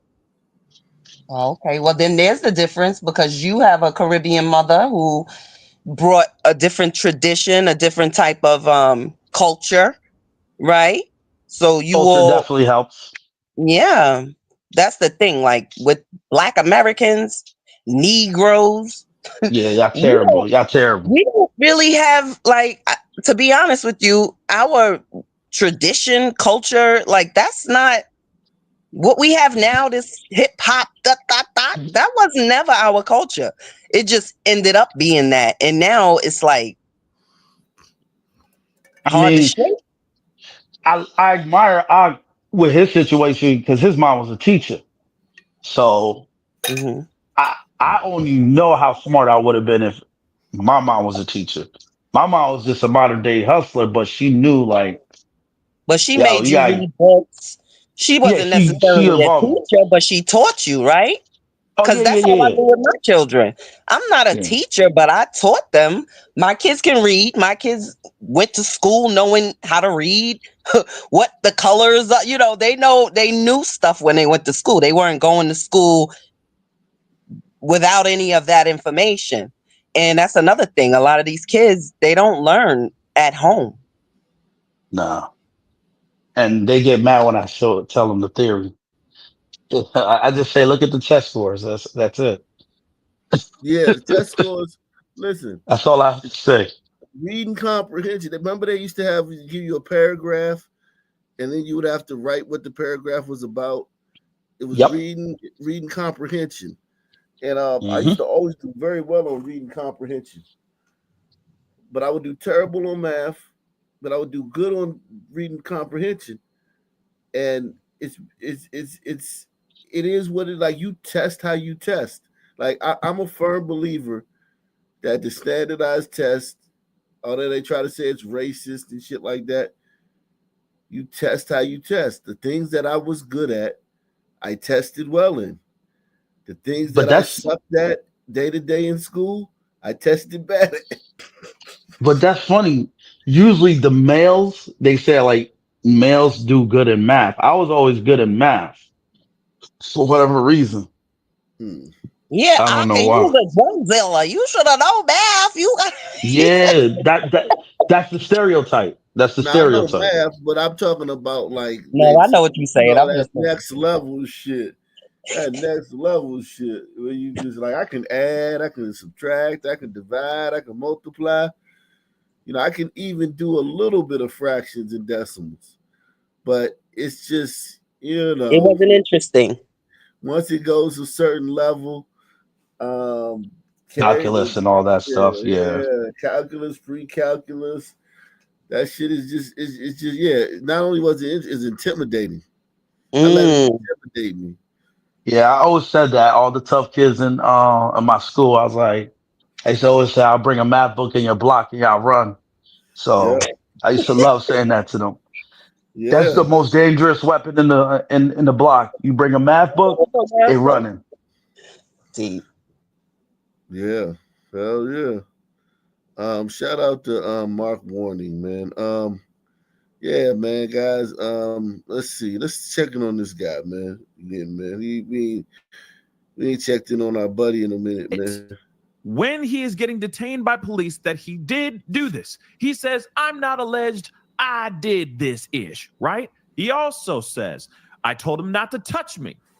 I told him not to mess with me, touch me and find out, right? He told him he better not F around and find out or he gonna find out, right?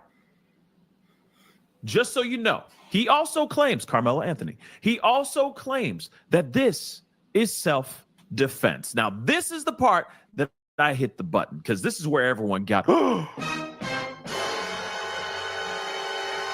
everybody and their mama got mad. Everybody tripping over this situation, which I understand. Some people believe that it is self-defense without any proof of self-defense. We also hear that people are saying, yes, this is cold-blooded M without full 100% proof of M.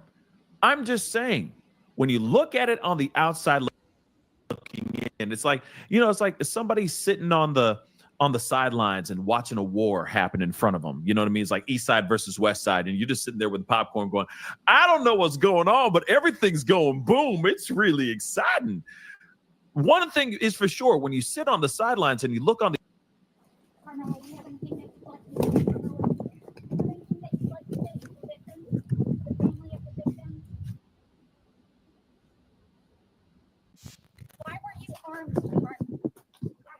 Karmelo, why were you armed at school? Explain your self-defense. How is this self-defense? I found out this guy right here, the little activist, Nick, whatever this organization was. He's an ex-con. Yeah, he's an ex-con too. He been in prison and all that shit. This one right here. Now, I know we've all seen this footage a lot. We've all seen this piece of footage a bunch. I got another angle, though. They were recording from inside, or they were recording using like meta glasses right before he walked out, which I think is very interesting as well. And to me, I look at this and I feel like, it saddens me. I'm gonna say it. It saddens me because I feel like there's certain people that latch onto a case and try to use it for their own clout. And I feel like that's kind of what's happening here. Why film this? Why? I'm just gonna be real. I know some of y'all will be like, what? Because some of y'all think I'm taking somebody's side when I'm not.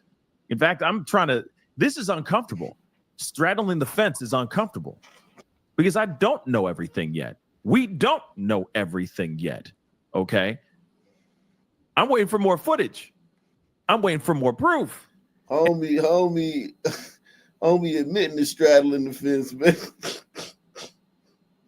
I'm wondering if that's what I'm doing too, because really I want to see this whole thing play out. I don't know. Like, I just want to know what happened. Am I straddling the fence? I'm just know what I'm saying is, but where you leaning? How about that? What are you leaning? Which side are you leaning towards? Like, because I mean, you What do you even if mean? you What got the side am I police leaning report, on? Somebody died. That is so just. I can't. I don't know. Somebody You, died in that situation. So for me, you're I towards mean, Mammy. no. I couldn't listen. No. I really want to know where his mother is, though. To be honest with you, why haven't we seen her? And why is his father walking around like he a thug? Like it's like flossing. Like I don't like how the optics are terrible. But for me, I just want to know what happened. What I'm leaning towards, I see this what more little do you think? dude. Huh? What more do you think you're gonna learn about what happened if you got all the police report? Like, they're not No, gonna I tell didn't see the niggas in. police report. I didn't Oh, see okay. nothing. Only thing I see is people talking about it. Okay. Well, you should read. You should read the police report or watch the I will video. do that. I got a video with the police report in it. I'll do it. I uploaded Oh, it a few days ago. oh, Yeah, man. It's like I didn't really want to. there's really nothing more they're gonna tell you. Like in the because this case is not about all this other stuff online. This case is about what happened Exactly. that day. But see, that's the thing. All the stuff I'm hearing online is just a bunch of nonsense. So I'm like, what really happened? You know what I'm saying? But you Yeah. said there's a police report. So I'm going to find it and I'm going to read it in Yeah, order to understand. just type in police report. Karmelo Yeah, Henry I'll do that. Lawson. Yeah. It's but yeah, man. Let me. And I'm going to say right now, before we look at this video, if they have the footage, why hasn't the footage been released? Because they have no footage. They have no footage.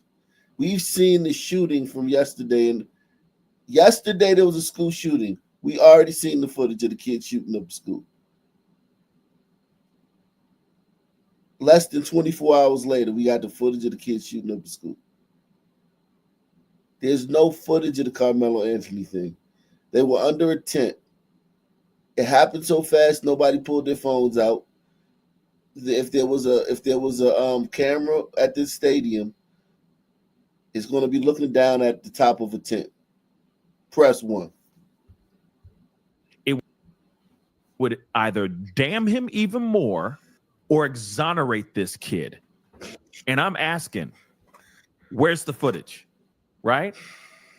So that we could stand on one side or the other. Right? It makes him look more guilty. Sure, this I don't like so much. Okay? I don't like this so much. It's weird. Now, I will say this too. Yeah, I'm getting splinters. P. Cooper. It's not comfortable. All right, it is not comfortable. But still, something's weird about this. I don't like this video at all. Now, this is from inside. We just saw the video of him walking out of the courthouse, right? This is the video of him right before he walks out of the courthouse. He walks out, same video, just a different camera angle. And this is being recorded on meta glasses. And I keep wondering, why? Why would they film this? It doesn't make any sense. It doesn't to me.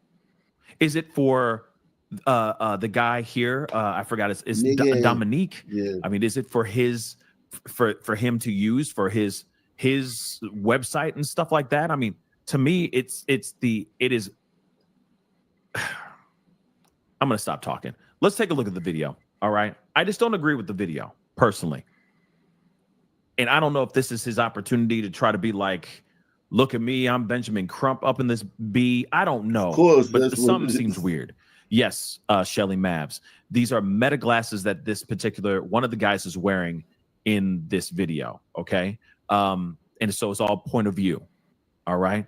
But I'm wondering why. Okay. I am just curious about why.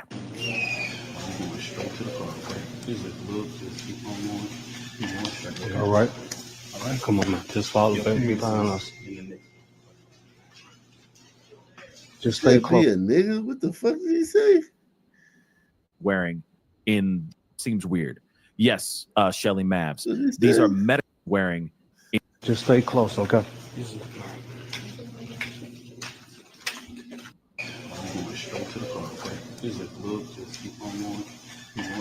All right. All right, come on now. Just follow behind us. Be a nigga. Just stay close, okay?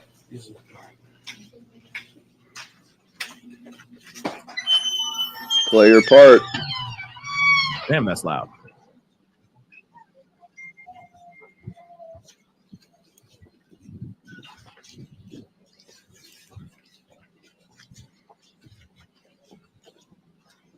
Karmelo, do you have anything that you'd like to say? Karmelo, do you have anything that you'd like to say to the victim, to the family of the victim? Why were you armed, sweetheart? Karmelo, why were you armed at school? Explain your self-defense. How is this self-defense? Excuse me. Karmelo, is there anything you want to say to the community that's donated? Suck guys, you know.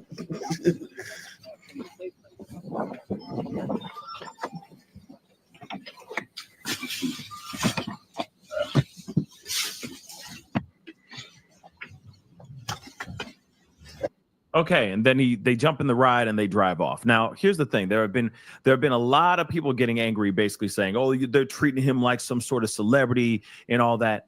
No, he's not a celebrity. He got into a car and he drove off. I don't know why they filmed this thing. I don't know why they use glasses and meta glasses to take footage of this thing.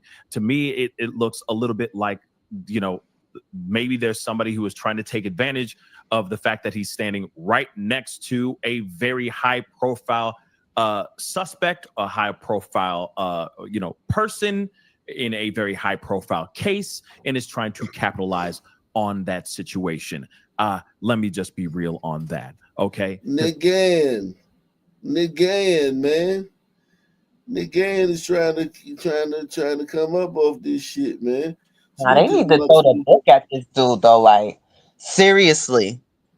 And just on the strength of how this whole thing is playing out, as the judge, I probably would throw the fucking book at him. Just on the strength. 25 years. How long you think he gonna end up getting? He's not gonna get that. He got a mammy judge. Yeah, Judge Mammy. I heard she was a conservative lady. Man, I don't think he's gonna be the judge for the case. I'm so lost in this situation. I really got to do my research. Yeah, Go listen. I'm listening. Go on. You gotta stop. Don't repeat anything you heard online. Okay. I'm trying not to. Facts. Yeah, because this is a black woman. Okay, Mm-hmm. she is not no fucking conservative. Oh, okay, yes. Okay, I see where you're coming from. But she lowered his bail. That part I didn't understand. Why? Why did she do that? Can you tell me? Do you know? I think she lowered the bail because maybe the lack of priors. Like we talk about this all the time in Houston, in Texas. Texas is very liberal now. Very liberal now. There's bond is given to murderers all the time. They give murderers bonds all the time. Look at this girl. Look at this girl right here. But then they give them like high bonds. On tonight's Breaking Bond. Well, I mean, listen, put it like this. Whatever you do in Texas, you're getting the bond. And you're going to get lowered. When you go to the bond hearing, they're always going to lower it. And then the bail bondsman, you can play on a payment plan. So you don't have to pay. You can pay on a payment plan in Houston. And I mean, in Texas. Yeah. A lot of liberals are moving down there. On tonight's Breaking Bond, a 29-year-old habitual offender on parole until 2040 is back behind bars tonight. She's accused of committing more crimes while free from jail on a PR bond. Fox 26's Randy Wallace reports from the courthouse. Sandy Broussard has an extensive criminal history in several counties. Now she's charged with credit card abuse involving elderly victims.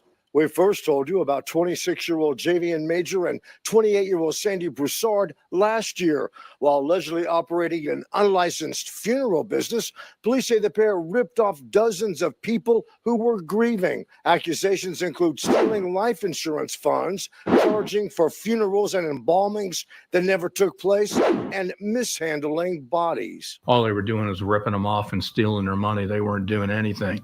That's just absolutely disgusting. She's been living with someone ashes for months that she thought was her loved one. His body was warm. It was not cold. When I walked in and I looked at my son, his body was bloated.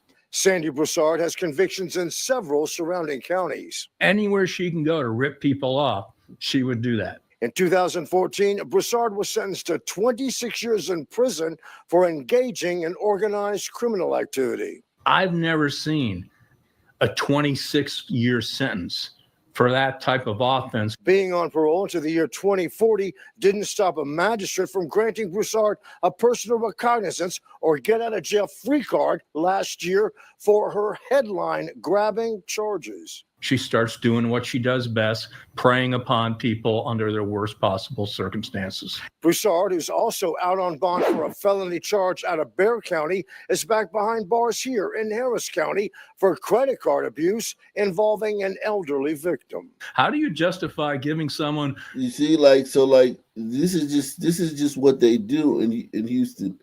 I can't believe that. Yeah, they just let you out over and over again, and it's to the point where they got this show Breaking Bond, where they talk about, you know what I'm saying? Like, it's literally it's epidemic. I might be too far out the loop with this, because what? Oh my gosh. Yeah, y'all didn't know that? Wow, that's crazy.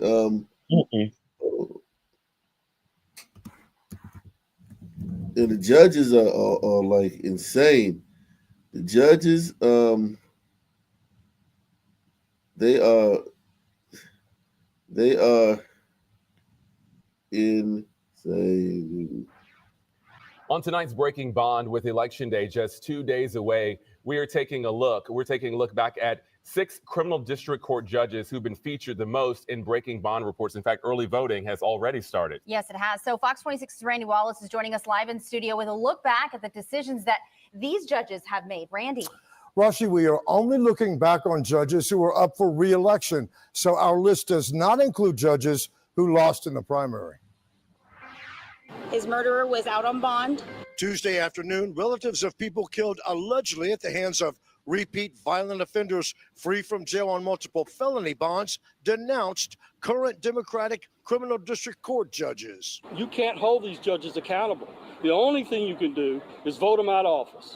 We've been taking an in-depth look at these felony court judges for more than 2 years now. The 6 judges we've reported on the most that are up for re-election are 230th Judge Chris Morton, 262nd Judge Lori Chambers Gray, 180th Judge Deshaun Jones, 248th Judge Hillary Unger, 232nd Judge Josh Hill, and 228th Judge Frank Aguilar. They all have released at least 6 repeat violent offenders on multiple felony bonds who've gone on to become murder suspects. I have been practicing criminal law for 16 years. I started out in the DA's office and I left in 2009 to start my own criminal practice. Attorney Tanya McLaughlin is running against 262nd Criminal Court Judge Lori Chambers Gray. She has granted multiple bonds to 12 defendants who went on to allegedly commit murder.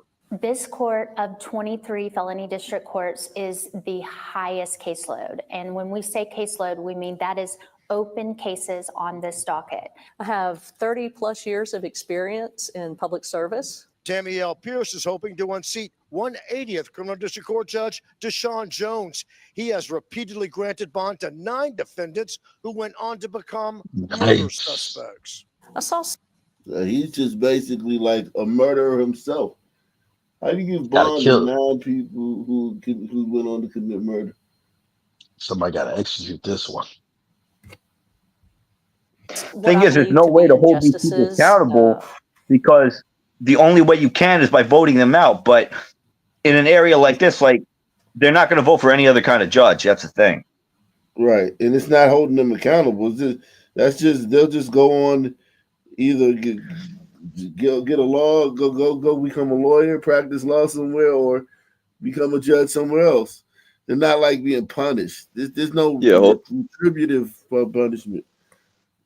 That's what I'm saying. But that's the closest thing that comes to holding them accountable. There is no way, like, to legitimately like punish them or hold them responsible or anything else. That needs to change. But yeah, would you say they all got voted in around like that 2020 during the George Floydification?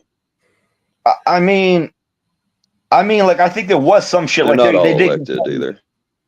They did get funding from Soros, so he had a hand in that. But that's but you gotta also crazy. understand, a lot of people, the two biggest places people are coming from, other than like Louisiana, but from to Texas, the migration is coming from Illinois and California.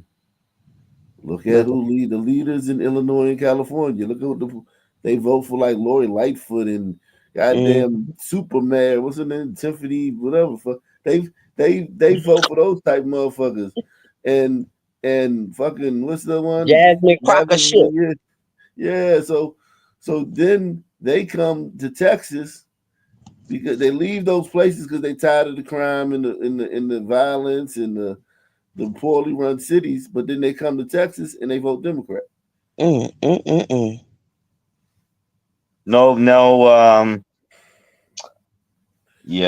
self thought whatsoever. No self awareness. Self awareness. Right. They come straight to Texas and vote for the Texas Democrats.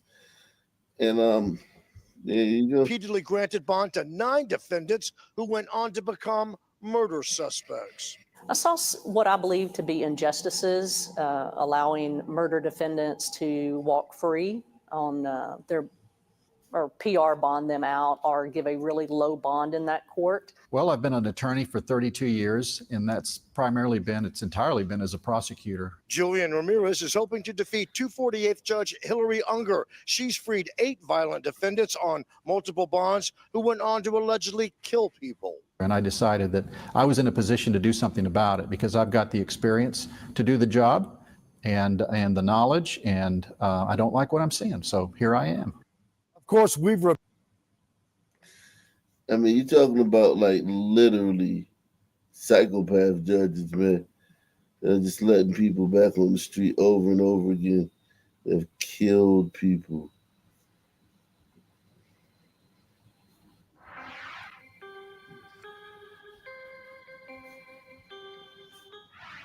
Tonight, we are looking at a Harris County Criminal District Court judge who has freed a repeat violent offender from jail on his 4th felony bond just days before his capital murder trial was set to begin, Jonathan. That's right. And Caitlin, guess who didn't show up for court and is now a wanted fugitive? Guess who didn't show up for court? You give a dude a felony, he's out on 4 felony bonds.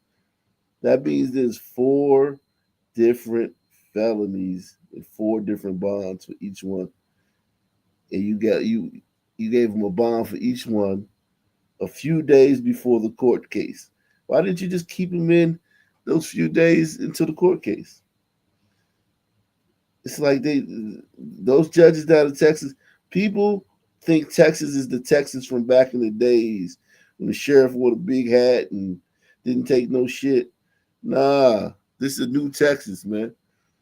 Fugitive. Fox 26's Randy Wallace. Yeah, where are the Texas Rangers when you need them? Bond, Randy. Right. Chuck Norris ain't around. Jonathan, yesterday was supposed to be a day of reckoning for Kevin Calhoun. But instead of standing trial for capital murder, Kevin Calhoun showed us who's really in charge of Harris County's revolving door at the courthouse. It's not the judges. And if you don't show up for jury trial, that generally means you don't want to be tried because you fear what might happen. Remember those words carefully. You will soon see how they play into the hard-to-believe tale of Kevin Calhoun. On Monday, Calhoun's capital murder trial was scheduled to begin. He was charged with capital murder in 2016. A home invasion robbery where a gun and some cash were stolen from the complainant, and the complainant was shot in the head as he and another suspect fled the scene. So while on parole, Calhoun gets charged with capital murder. That meant Calhoun was ineligible for bond until his parole ended in 2021.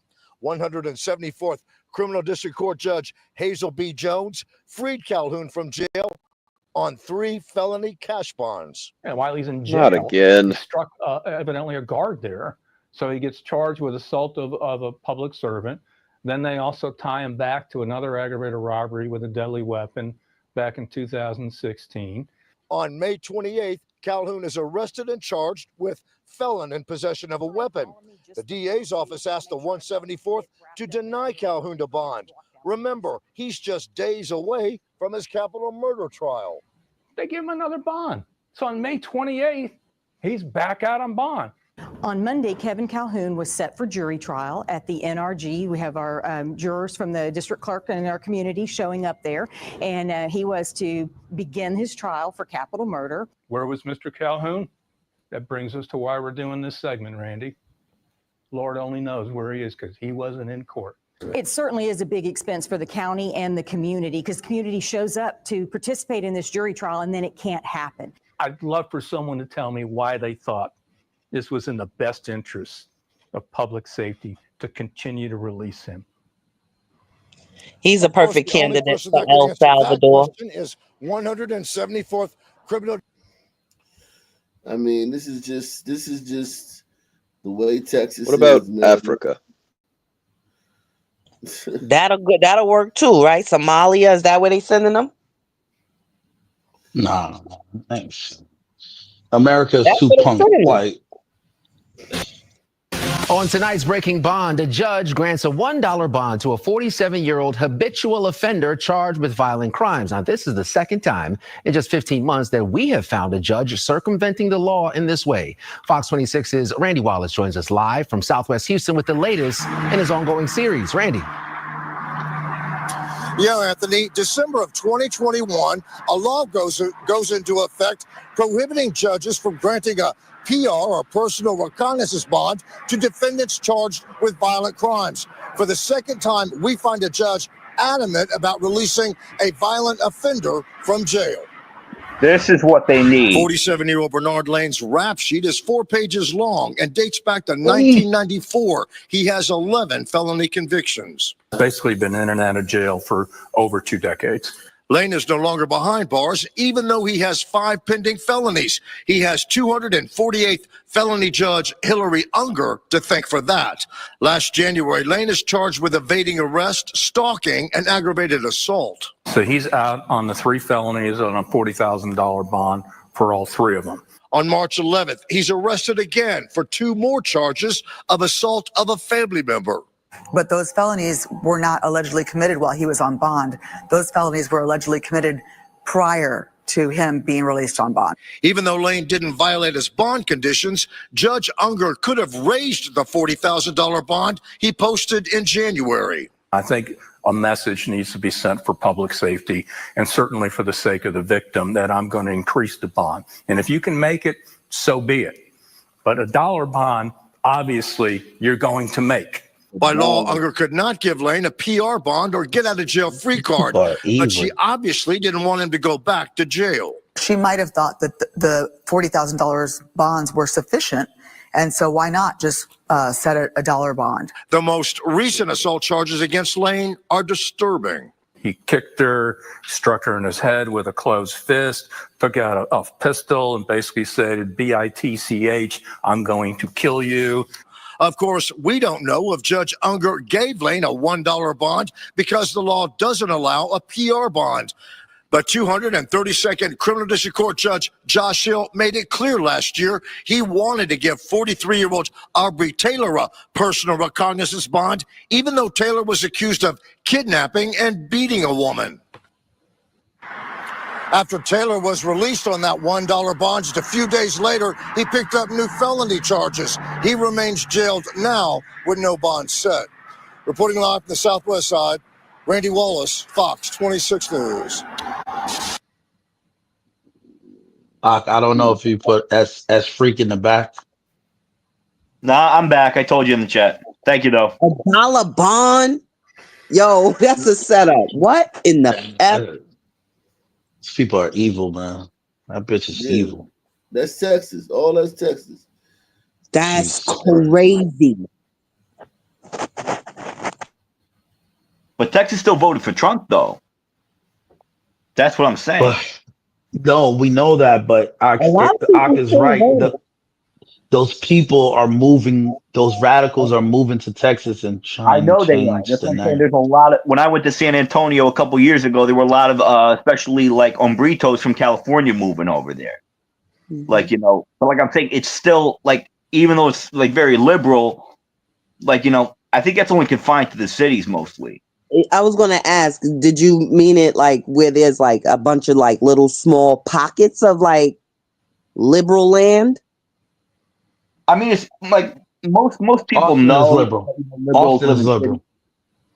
Like So Austin, San Antonio, Dallas, Houston, those areas. But I think outside of that's mostly red because I mean, like, how else do you consider the fact that Trump solidly, Texas solidly went for? Austin wasn't liberal though back in the days. I went to Austin. Austin wasn't liberal back in the days. It is now, They though. turned it. Yeah, they turned it liberal. That's what I'm saying. I'm talking about right now.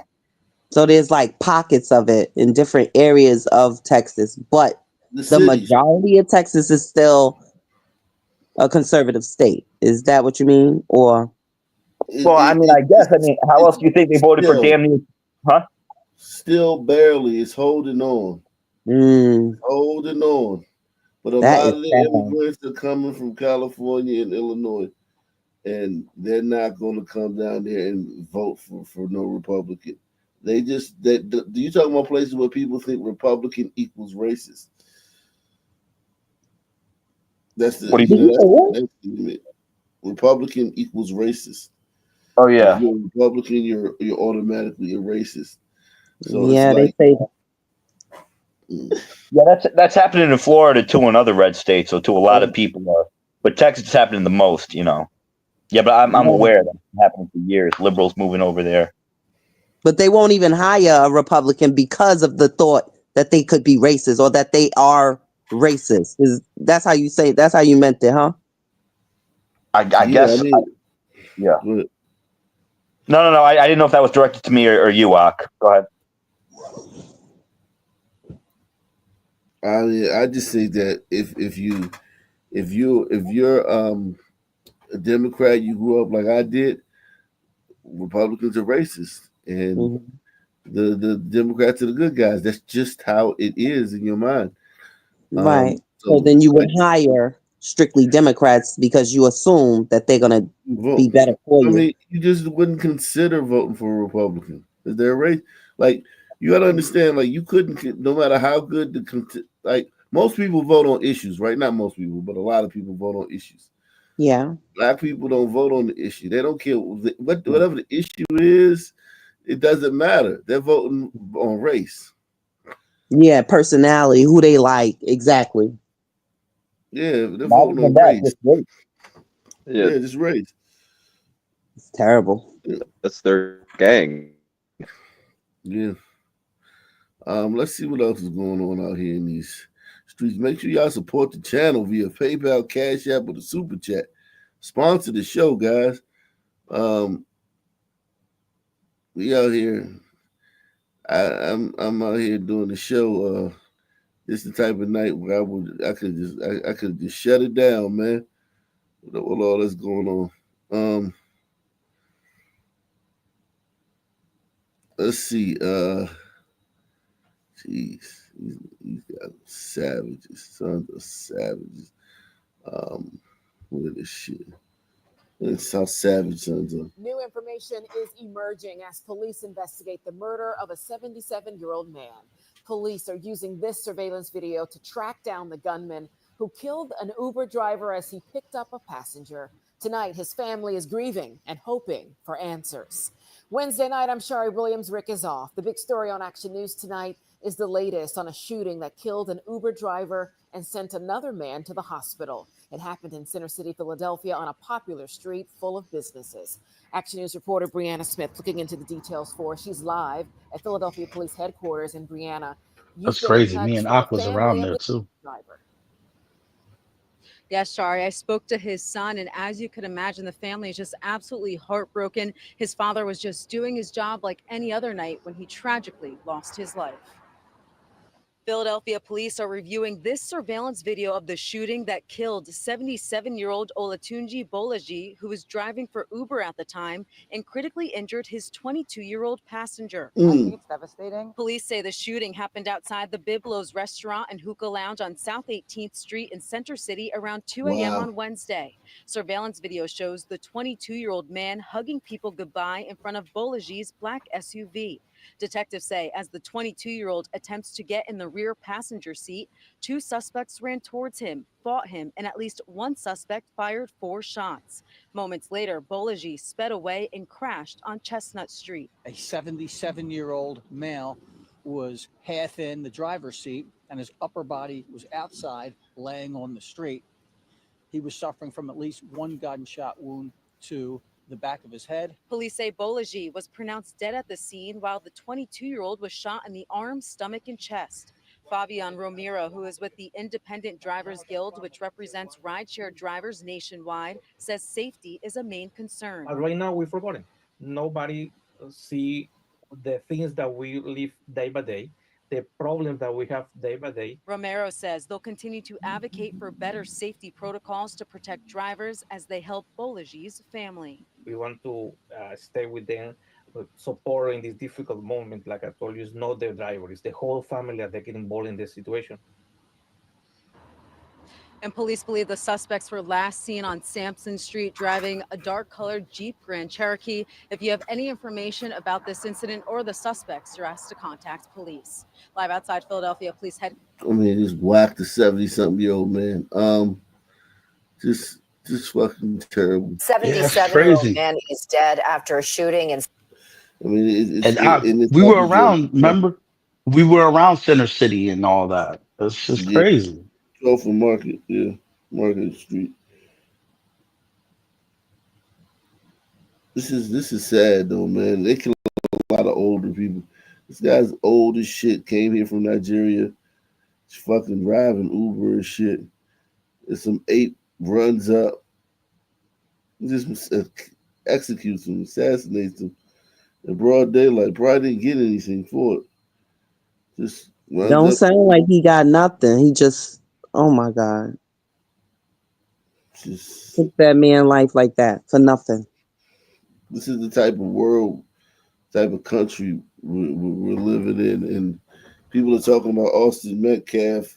Needs to stop bullying people and keep his hands to himself. That boy was not bullying nobody. I don't believe that. That's nonsense. Come on now. Yeah, black people said it, man. shooting in Center City this morning. The victim, an Uber driver, shot in the head. And Greg, this was a passenger in his car, and police believe the shooting was targeted. Yeah, Dawn, that's exactly right. And it has actually been confirmed that the driver in this case was an Uber driver. And they actually just released a statement in regards to this, saying our hearts break for the driver's family and loved ones in the wake of this devastating loss. We've reached out to police to offer our support as they work to bring those responsible for this heinous act of violence to justice. Now, where this shooting took place was right here on South 18th Street, right in front of Biblos. Now, speaking with people in the area, they've all said the same thing, that they want to see this gun violence stop in the city. This afternoon, the usual foot and vehicle traffic filled South 18th Street in Center City, a very different scene than early this morning as police lights took over the area for a fatal double shooting. I think it's sad that it happens, but where we live, like, unfortunately, that's like the day-to-day thing that happens over here. Police say just before 2 a.m., they were called to the 100 block of South 18th Street for reports of a person with a gun. When police arrived, they found a black Chevy Suburban crashed nearby on 17th and Chestnut. Inside the vehicle, the driver, a 77-year-old man, was suffering from a gunshot wound to the head.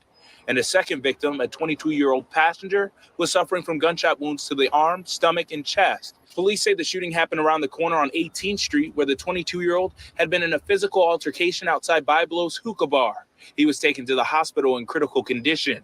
Meanwhile, the 77-year-old, believed to be a rideshare driver who tried to drive away before crashing the vehicle, died on scene. You know, people in Philly, they moving real like nasty nowadays. Like, that's an older man trying to just get some money. Like, they should have never been involved in that altercation. My father is 77 years old, and that's what really hit home for me. Allison Phillips didn't want to be shown on camera, but says she is a rideshare driver. This incident is an example of why she avoids picking people up in Philadelphia past a certain hour. I make it a point specifically not to come into Philadelphia. The crime is just, it's escalating to a point where it's terrifying. The motive and any possible suspect descriptions are still unknown, but police believe the shooting was targeted and that the suspects fled in a Jeep Grand Cherokee with possible Massachusetts plates. People should not be carrying guns. I think the policing in the city needs to be ramped up too. There's no enforcement of anything, frankly. I'm just so over guns. Now, at this point in time, we did reach out to the hookah lounge, but they have not responded back to us yet. Police also mentioned that with this being such a busy area, there is quite a bit of surveillance, but they have not released that surveillance footage yet to us at this point in time. But they say if you have any information in regards to this case, to contact them. Sheba? All right, Greg, thank you. Notice how she just blames guns. An emotional scene Just tonight said- in Fairmount where hundreds of people mourn the loss of a husband and father of three. David Tennant was killed on Monday night. He was one of three people shot near the campus of Temple University. As our Steve Keeley reports, his death remains a mystery. When I heard that my father was shot, I thought he was going to make it. Daisha Tennant knew her father as a strong, hardworking family man and the strength of his entire neighborhood, too. My dad is such a strong warrior type of person. So in the waiting room, when everybody was gathering, I was just preparing my words for what I would say to him. But the next thing I heard was he didn't make it. And it seems as if my whole world shattered. It's just so sad and surreal. My dad was a good man. He was very educated. He was a poet. He actually had poems in he's in the National Poem Society. He was really good with words. He was family oriented, and he really just loved his family and friends. He was Superman to everybody. That was apparent after meeting all those here on his street tonight. 2 nights after David, 47 years old, known by his nickname Crockett, was shot and killed here at 18th and Oxford Streets. Shot once in the back just as he came out of a neighborhood store at the wrong moment, while still daylight at 7:30 Monday night. When he walked into the middle of someone shooting at others, police believe 2 other younger men in their 30s were shot twice each and survived. The owner of that store heard the shots just after David walked out. Like 15, 14 shots, and I told whoever was in the store, I told him get down. Tonight, both tears and his 2 favorite colors and many balloons were shed, with some silver letter C balloons too for Crockett. It hurts. I mean, you see everybody out here. They took somebody's life though, and it really affected us. This world, we love one another. We won't have all this Pantheon's in the back. It's just too much violence. Oh my God. All right. Good morning. Good morning. Yeah, Hey, what's happening? I've missed saying what has been really important, and I can't believe I forgot to say it. So happy Holy Week to everyone, because it's Easter. I've been talking about desert demons and forgetting like Holy Week. It's embarrassing. Yeesh. So happy Holy Week. Thank you. You too. Yeah. Ron G says they ain't got no media connections, ain't paying off the judges, just getting released for being black and crazy. Yep. Mafia connection. Those guys, those people get released because they're black. Yeah, facts. But yeah, man, this kid, these people are getting wiped out in these black inner cities, man. It's almost like daily there's gonna be something if you go between hip hop sports, and then just regular Black America. It's on the daily. On the daily, something is some story about Negroes not being able to work something out, fix a problem solve, and resorting straight to violence.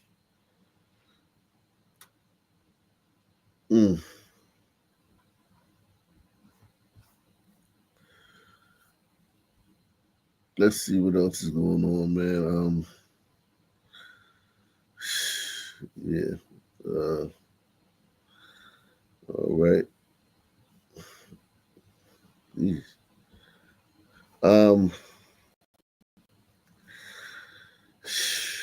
know what? We haven't done a while the gun memorial game, but we'll have to see, man. What it is. Fox 4 has uncovered that a Dallas man convicted of 2 random murders might be connected to a third, as well as 4 additional shootings that left people wounded. Investigators say there was seemingly no motive behind the 2 murders Kevin Sheffield carried out in the spring of 2022. And now the case files obtained by Fox 4 revealed Dallas police have been investigating Sheffield's possible involvement in other unsolved cases happening before those original 2 murders. Fox 4's David Centenary is live with what he has uncovered from DPD headquarters. David. Well, Kevin Sheffield is serving a 50-year sentence for 2 random murders. He has no known connections to those 2 people he killed. We've now obtained police body camera footage showing officers trailing, confronting, and then arresting Sheffield. We've also obtained hundreds of documents showing that for quite some time, police have been investigating possible connections to other shootings, but it does not appear the public was made aware of that. Come over here real quick, man. Come over here. Hello, why you Johnny, why y'all? Nah, man. May 26, 2022, Kevin Sheffield questioned by Dallas police officers because he's parked in a fire lane. No, bro, this don't feel right, bro. I don't like this right here, bro. Sheffield senses something is off. Hey, that's not a crime, though. You can tell me to move it, I'm a move it. You don't have to. No, bro. It is a crime, even I know that. He wonders if there's more than a parking issue. That's what I'm talking about. I will move around, but you come patting me down, taking for weapons, like you profiling me, bro. Well, there was more. Officers were tracking Sheffield That's his for several job, days you fucking because idiot. the Chevy Malibu he was driving was connected to 2 random murders. Nothing makes us feel better. Nothing. Tamara Size talking about the murder of her uncle, Joseph Size. The hurt, the pain, it never goes away. On May 17th, 2022, Size was walking down East Ridge Drive in Northeast Dallas when Sheffield, driving his mother's Malibu, shot and killed the 65-year-old. Those shell casings connected Sheffield to another random murder 3 miles away 1 month earlier. 64-year-old Mohammed Kamara shot outside his Skillman Street apartment while leaving for work. Last September, Sheffield pled guilty to both murders. In the courtroom, his reaction was no remorse. During sentencing, Judge Brandon Birmingham mentioned additional cases. There were some other cases, but I'm not sure that they've been filed. Dallas PD and prosecutors would not discuss those still unsolved cases with Fox 4. But after obtaining hundreds of pages of case files, we've uncovered that a box of ammunition and loose rounds found inside the Malibu might connect Sheffield to 5 additional shootings in Northeast Dallas. 4 people were wounded. 1 person was killed.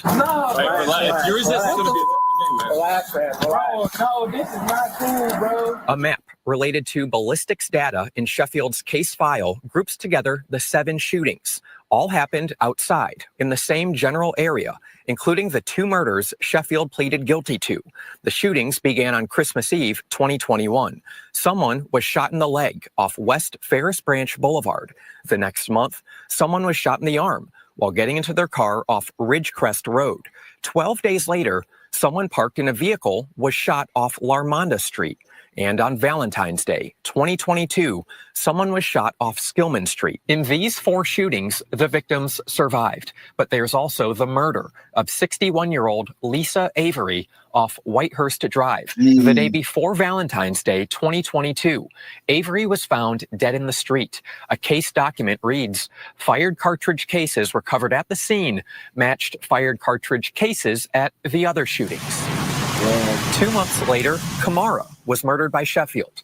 In Kamara's case, Dallas Police Department never issued a community alert, despite similarities in the unsolved shootings, including one of the shootings also happening in Kamara's Skillman Street apartment complex.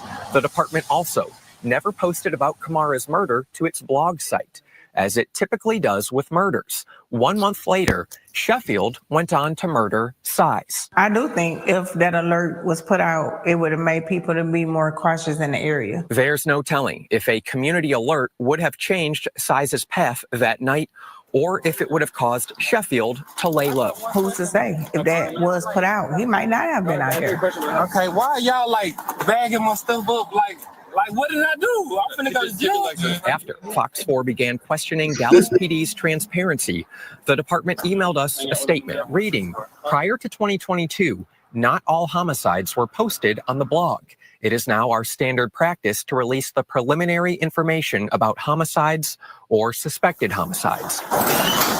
The department declined multiple requests to make someone available to interview about the investigations. They dropped the ball. In Sheffield's case file, police noted that Avery was shot and killed in a similar manner as Size. Since Joseph Size's murder is the case which led to Sheffield being caught, his niece believes his death may have prevented future shootings. Because it was his killing that connected it and got Kevin off the streets. She also wonders if Sheffield will receive additional charges for unsolved shootings. I think about that all the time. Just going around killing black people. Yeah, Serial killing. They say whites are serial killers. Like, but look at how many people this guy's fucking killed. They don't want. They don't want to say peep.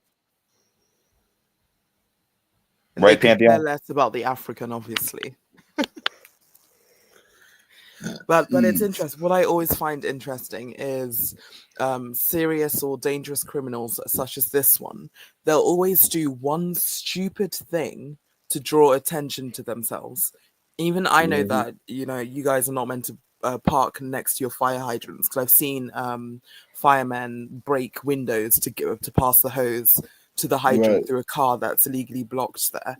So they'll always do one stupid thing that will draw police or someone's attention to them.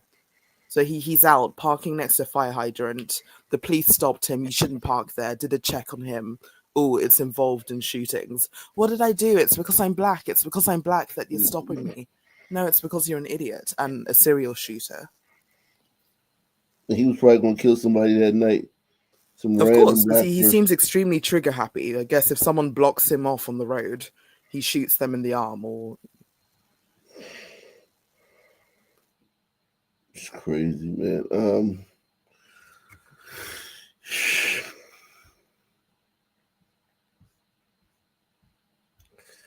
Make sure y'all support the channel via PayPal, Cash App, or the Super Chat.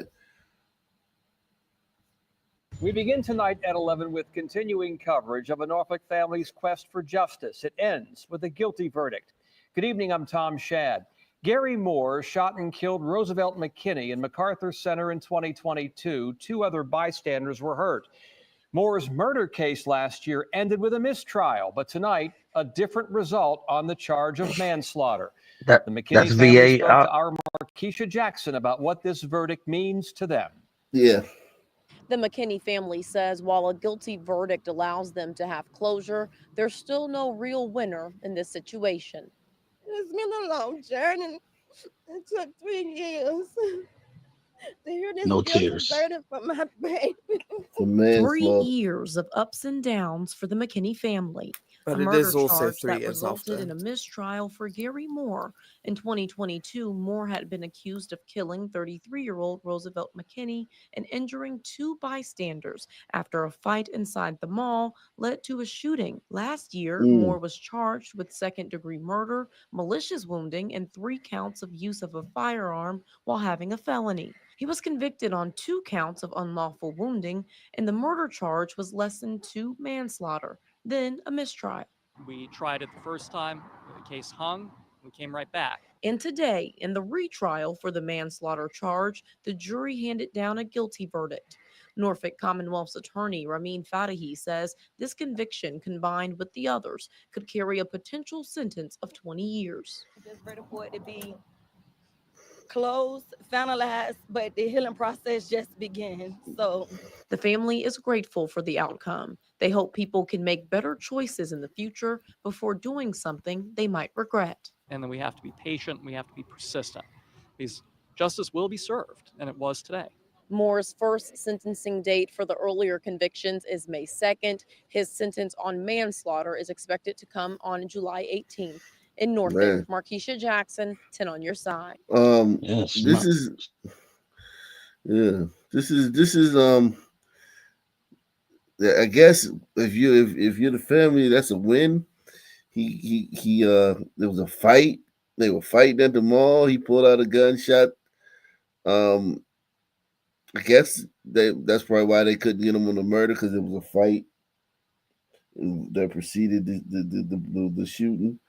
So the guy came back and got him on manslaughter. And then he gets to appeal that. And they got to come back to court because he's going to appeal that. Then he can appeal, probably can appeal it twice, right? How many times can you appeal this shit? Like, oh my God. Like, this shit is just fucking mess, man. For families that are, I guess, looking to have closure and shit. Let's see. Yeah, the Sun Streets are full of serial killers. Shooting at a Tucker hotel. Good afternoon. Thanks so much for joining us. Yeah, tons of serial killers, man. They're full of, but they still have their no snitching policy. It's pretty twisted. Yes, tons of serial killers all throughout Sunistan, man. And a lot of people aware who they are, and just the apathy, man. Sons are just horrible, man. They wouldn't be as horrible. Sons wouldn't be as horrible if they didn't gaslight everybody. If they weren't always talking about racism and not getting a fair shot and the criminal justice system and da. That's what makes them awful. Sons just did what they did and got what they got. It'd be like, yeah, they're terrible, but whatever. But like, they stir up trouble and got to be the center of every story. We got to find our way in the middle of it to be the center of it, the victim. But first here, a woman is dead tonight after a shooting at a Tucker hotel. Good afternoon. Thanks so much for joining us. I'm Tom Haynes. I'm Christine Spiro. DeKalb County Police are still trying to figure out why the shooting happened. Fox 5's Kim Loeffler spoke to people staying at that motel, some who heard the gunshots this morning, Kim. Yeah, that's right. And some people I spoke with were so shaken up by what happened, they left the area until police cleared the scene. Now, there still are a lot of unanswered questions at this hour, including what led up to all this and exactly who is involved. Well, I would never think nothing like this would ever happen out here. DeKalb County Police got called to the Studio 6 extended stay motel around 7:45 Tuesday morning, where they found a woman with at least one gunshot wound. When I got up this morning, I heard a couple gunshots, and it kind of scared me and had me startled. I've been here since July, and it's usually peaceful, especially in that building. Medics rushed the injured woman to the hospital, where she later died. Investigators remained on scene for hours Tuesday morning, collecting evidence. The incident shocked people staying at the motel. Some had to get away from the area while the investigation was underway. Yeah, that's why I left. I got out of here before everything got situated and everything got hectic. I left because, I saw glass on the floor, crime scene tape. They weren't letting anybody in that area. Police say the shooting happened inside of a room, but they say there's evidence shots were fired outside of the building as well. So far, the identities of the people involved haven't been released. Police also have not yet announced any arrests or suspect they're looking for. Now, if you have any information about this shooting, reach out to DeKalb County Police. You can use the Tip 411 app, or you can text DKPD to 847-411 with that tip, and you can remain anonymous. Live this afternoon. But that's what I was saying earlier. It's like You know, they talk about whites like, oh, you guys are just as bad. Look at all those serial killers. And they talk about Jeffrey Dahmer and John Gacy and all that. But like, just like with the school shootings, most of them are fucking sons. But it's just that they don't get enough media attention. You feel me? I don't even think it excuse me, I don't even think it's media attention. I just think that school shootings have been fully adopted, I guess, since Columbine as a glider thing. So even if a Latino or son killed 10 people, even the way they would report that would still not be as a school shooting. Because it's the same thing for us here. We only get your glider school shootings. We don't get in America, this Sun team went to his school and shot 5 people. It's only the glider ones that come over to us in the news cycle. That's what I meant. I meant like, Yeah. you know, it's just like the glider ones get the most attention. Just make gliders look bad. See? They're doing it too. You feel me? Pantheon. Follow breaking news now at Yes, 6. Tonight, the search is on for 7 schoolmates police say were part of a fight where a 14-year-old boy was killed. The deadly brawl happened when the teens left a San Antonio ISD campus. This is 2 blocks away from their school, Brewer Academy. Our team of reporters continue to follow the latest developments. Meredith Haas is live with an eyewitness who saw the aftermath. But we begin tonight with KENS 5 reporter Vanessa Croy on the investigation. Vanessa? Henry, police tell us the 14-year-old victim was jumped and brutally beaten by at least 7 other teens. And when that boy was on the ground fighting for his life, one of those suspects shot and killed him.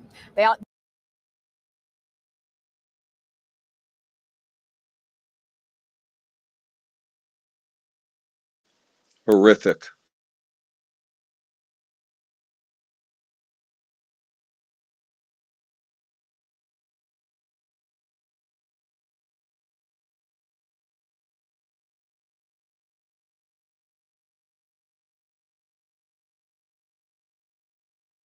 You're on mute.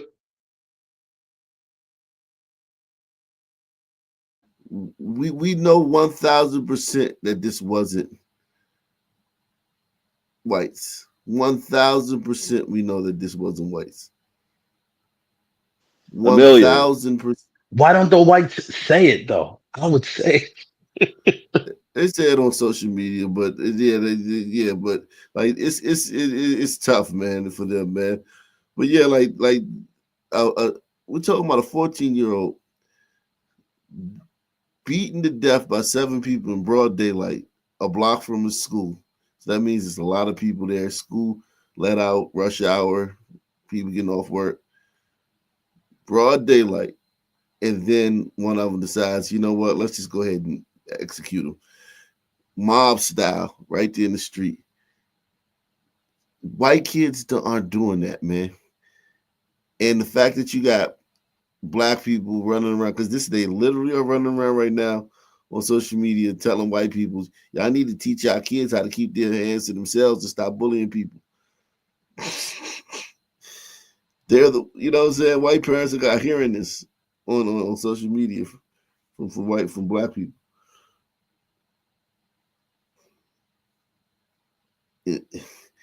And the facts of this case tell you that it couldn't have been a white person. It couldn't have been. The victim may have been white, but there's no way the kids who did it could be white. This all happening just a block away from the school where police tell us the victim and the suspects are all classmates. Here's what else we know right now. The deadly ambush happening just after 2 this afternoon when students were being dismissed from the Brewer Academy.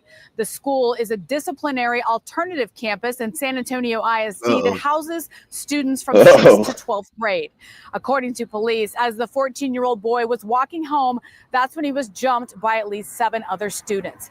The boy brutally beaten, according to police, and then shot. The teen died as the EMS crews were trying to save his life. Investigators say those suspects took off, and tonight police are still trying to track them down. San Antonio ISD Police Chief Johnny Reyes not confirming if the suspected shooter had a gun on campus, but he did tell us today this community is not in any danger.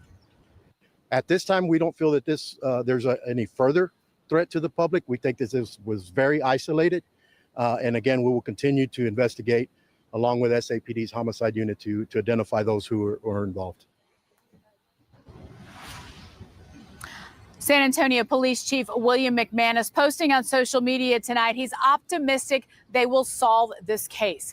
In the meantime, the district officials tell us that counselors will be at the Brewer Academy tomorrow to support students and staff as they try to make sense of this unthinkable tragedy and try to find out why. For Good now, luck with Henry, that. reporting live tonight. Back to you. Gotta find out why. Jesus Christ, man. Jeez. You know, to be fair, since it's in San Antonio, they could have been on Brito. Yeah, definitely. Definitely could have been on Brito.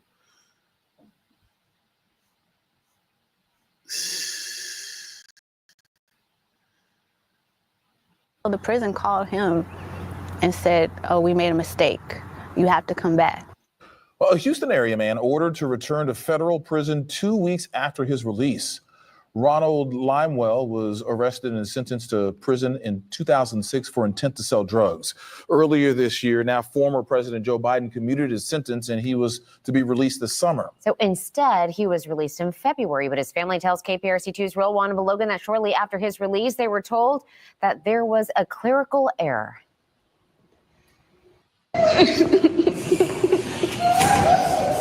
A mom embracing her son for the first time in over 2 decades. Behind the camera, Ty Bilbo filming her brother Ronald Limewell and their mom. She just cried the whole time. It was just like a moment in time that was stopped. The moment didn't last long. Ronald Limewell was convicted of possession with the intent to distribute cocaine in 2005 and sentenced to prison. He's been in Texarkana. He's been in Louisiana. He's been like all over the place. Limewell spent 20 years in prison with more years to go until earlier this year. On the final days of President Joe Biden's term, he issued a clemency to Limewell and thousands of others.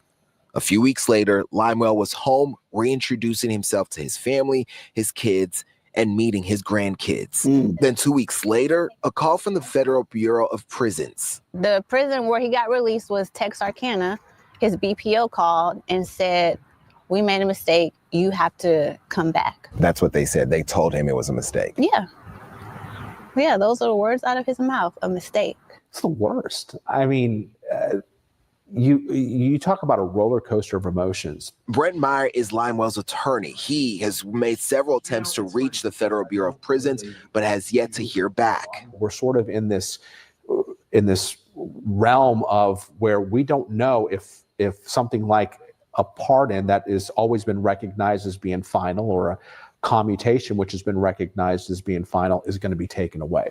Is that a legitimate fear you have that the Trump administration could try and revoke it? It is. I mean, that's the problem, is that the precedent doesn't matter anymore. As the oldest sister, Ty tells me she'll keep fighting for her brother's freedom, even sending President Donald Trump a letter. He's, 41? Yeah, why not just send Donald Trump a letter? Why talk shit about him like, oh, now there's no law now because Trump's in office, so we don't know if he's going to revoke. Why do that? Why not just... Trump has been very gracious about letting people out of jail. He's pardoned all types of fucking people, all types of drug dealers and fucking Harry O, Kodak Blackies. The list goes on and on. He's pardoned all types of black gangbangers and shit. That lawyer talking shit is unnecessary, right? But also they like the system if it accidentally releases them early, and they trust that, but they don't trust the system if it puts them in prison. Right. Yeah. I mean, that guy, he's probably gonna. I think they should just let him out. Like, why not? Fuck it. But if they don't, then he just go back and get out in June.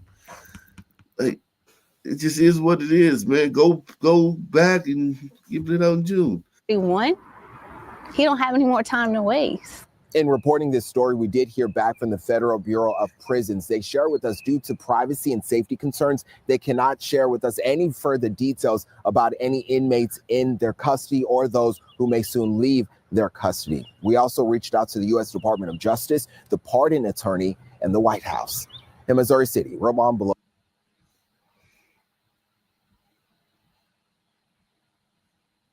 Wow. News is coming from Richardson Mortuary in Southwest Houston. A family says an employee there stabbed one of them after they discovered their deceased loved one was left decomposing in a room with no AC. We want to thank you for joining us for KPRC 2 News at 6. I'm Keith Garvin. Good evening. I'm Daniela Guzman. Well, Richardson Mortuary is Oh, yeah, located smash near on that. Alameda Road and West Fuqua in Southwest Houston. So since we broke this story, more families have showed up to the mortuary concerned for their loved ones' remains. Our reporter Corley Peel is there right now. What else have you learned since you got there, Corley? Daniela and Keith, we spoke with HPD, and in the past 30 minutes or so, we've learned that 10 bodies were found inside this funeral home earlier today. If you take a look behind me, you can see that this is still an active scene, a heavy police presence. We've seen cars coming and going from this location. We've been told that the bodies that were found inside this funeral home are being moved to another funeral home location. Now, take a look at this video that we received earlier today. This cell phone video is basically what helped prompt this investigation. A woman tells us she showed up here to the funeral home with her brother to check on her mother and uncle's bodies. She says she had a gut feeling something was not right.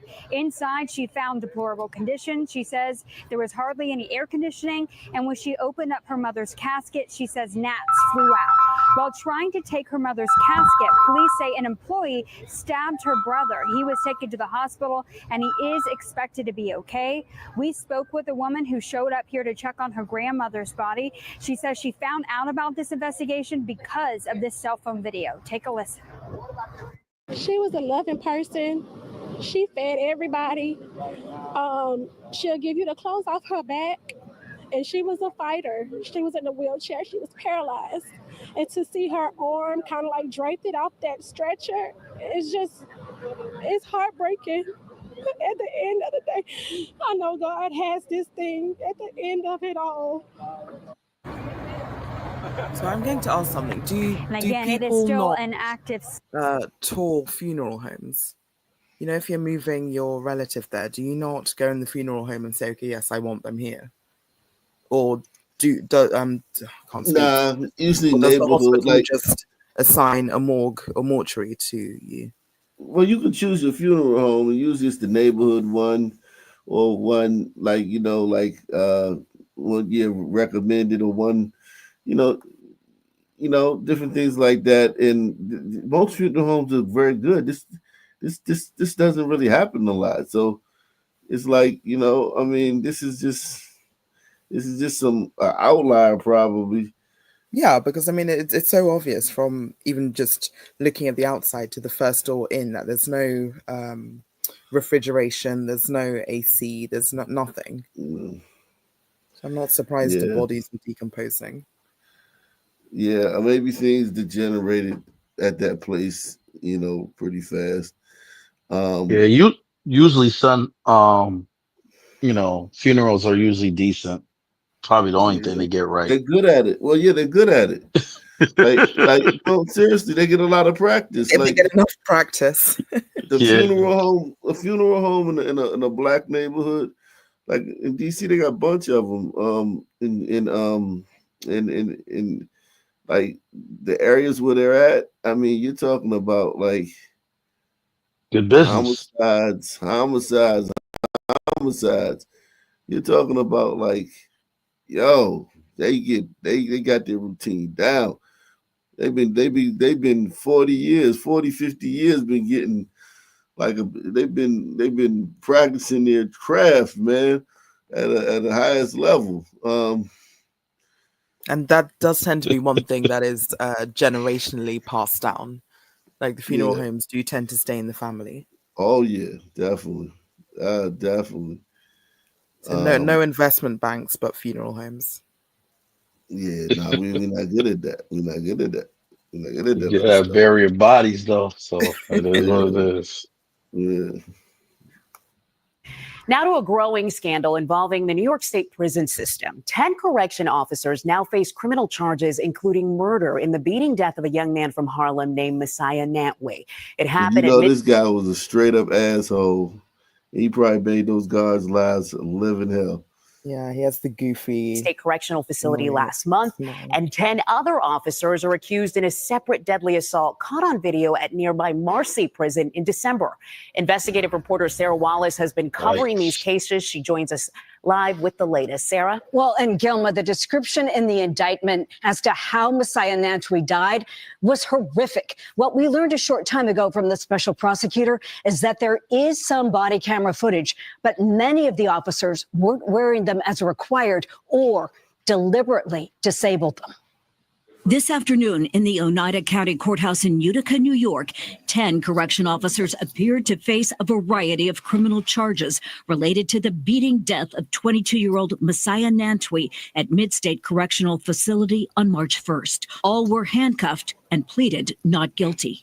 If the prosecutor had dreadlocks like this, accuses Mr. Levy of the felony crime of murder in the second degree. Two officers are accused of second-degree murder as the top count, along with other charges. Their bail, $100,000 cash. In all, 5 officers are accused of manslaughter, others with gang assault and making false statements to cover up the crime. The indictment saying defendants began beating Messiah Nantway, including multiple strikes to his body and head with their boots. It was determined by the Onondaga County medical examiner that Mr. Nantway died from traumatic brain injuries as a result. Very sloppy on the gliders. well, I was going to say thank you for their service, but yeah. Yeah, thank you, Gladys. But sacrificed his whole life. Now you fuck for just one. One You got gremlin. 10? Yeah, 10. Yeah, you lose one. 10 good officers for one gremlin. Yeah, that's fucked up. It's a bad trade.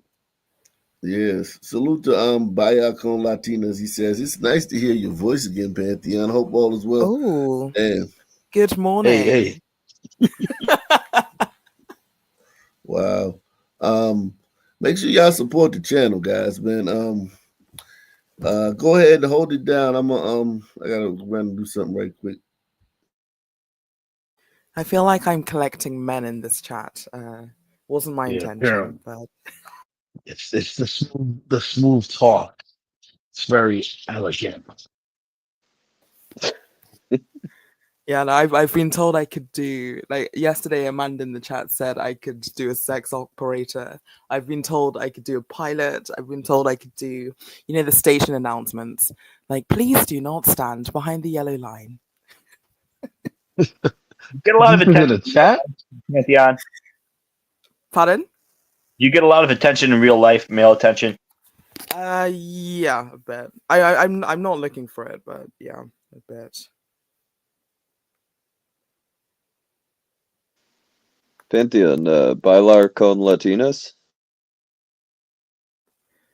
Lovely to hear from you too. Kisses. Mwah, mwah.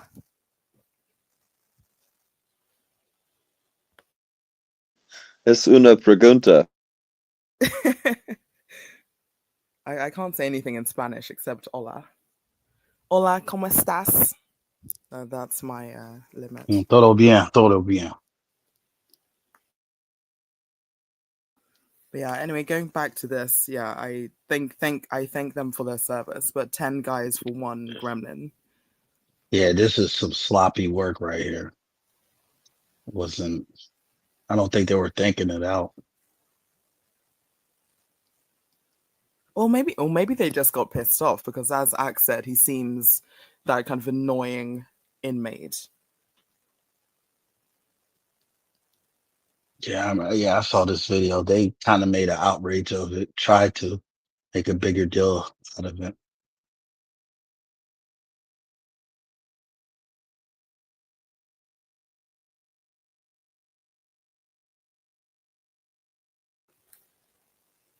I'm just thinking of what. Yes, so what happened yesterday, which was good. So our Supreme Court officially decided that a woman is what it is biologically. So that was our Mhm. Supreme Court ruling yesterday, which was a very In big Britain? deal. Yeah. That's the So second Finally, all, yeah. yeah. You So all the guys, self, you I'm guys surprised. smoked. Yeah, you guys took it full blast, man. of over there. course, because all the self ID nonsense. So now that's been outruled. So if someone wants to have a female only or women's wax parlor, then it is now just biological women. They don't have to be taken to court. They won't be vilified, lose their jobs. So JK, she's safe. Yeah. So she's essentially been deemed correct. She's essentially been deemed correct. And then the other thing, which is more pop culture, but extremely annoying. So I don't know if there are any Harry Potter fans. Yeah, it's a millennial thing. But one of the main characters has been casted as a black guy, and it is so off from the books. Who was it, Ron or Harry? Severus Snape And is black. What? and Yeah. there's also black people in the books too. So like But you they know were what? happy They with are, what they but if had. someone's described as pale with long greasy hair and looks like a bat because he never gets any sun, Long hook nose too. exactly. Yeah. Like that's a glided. That is not like I won't act to bring the picture up because it's so infuriating. Yeah, it's like Dracula. Yeah, exactly. Like I think Adam Driver would have been a perfect Snape if they're making a TV show. I think he would have been good. But yeah, no, to choose a black man for a very pivotal role is insane. It's funny how they say white people don't have any culture, but they're the ones here trying to insert themselves into our stories and all that shit. Of course. And Real the other thing I've seen as well in pop culture is they say that anytime there's a ginger person written into books or stories or movies, they always end up being black. And there was a whole montage of ginger characters who've become black. And I said, that is very true. Like there was a lot of them. I'll try and find that montage, but it's very interesting.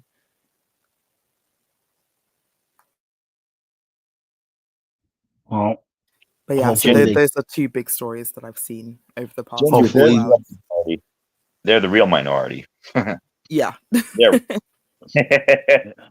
hopefully they keep James Bond a glider, but if Oh not, well, keep again, him there straight. was talk of making him black too, and I said that is I'm cool with that. They were As long as there wasn't a woman. No, but it doesn't make sense because James Bond obviously is meant to be could They go were talking anywhere in about the world. using Idris Elba as having him play James Bond. Yeah, and Yo, they should just replace everyone in Harry Potter with black people. Why not?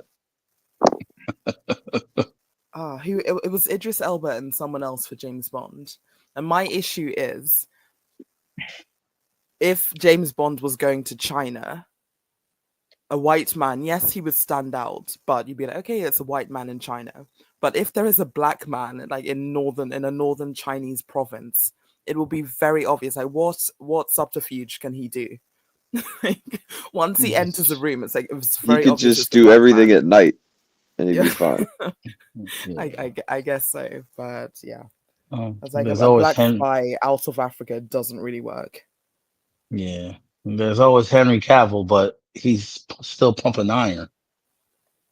But he's 8. Well, how James Bond is meant to be like late 30s, so I think Henry Cavill's probably aged out. Yeah, pretty much. Pierce Brosnan is the greatest Bond. Thank Yeah, I you, was gonna say that thank too. you. He's my favorite. No, Pierce Brosnan it's is my favorite. He's the best. no, it's Craig James. I mean, James. What's the newest one? It's him or Sean You Connery. don't even know his name, dog. Come on. Daniel Craig, I haven't and watched any Sean of Connery. Daniel Craig's Bond movies, but Pierce Daniel Brosnan Craig and is my Sean Connery are favorite. the best. Yeah, they're the best. Pierce Brosnan I is my think. favorite.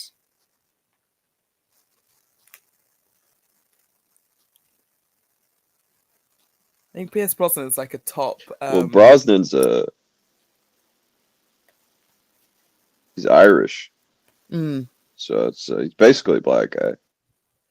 He's the second one. No, he's the one before Daniel Craig. Yes. Okay. Yeah. Oh, So I think he only Die did Another 2. Day 2002 was his last film. Yeah, he only did 2. No, he did. Didn't he do like 3 or 4? No, I think he did He 2 did or 4. Yeah. Okay. No, I remember seeing that when I was in primary school. I was like, I want to be Halle Berry in the bikini with Pierce Brosnan. I know, ignore the Yes, age he gap, did do. but Yeah. yeah. Yeah, he did do 4. Yeah.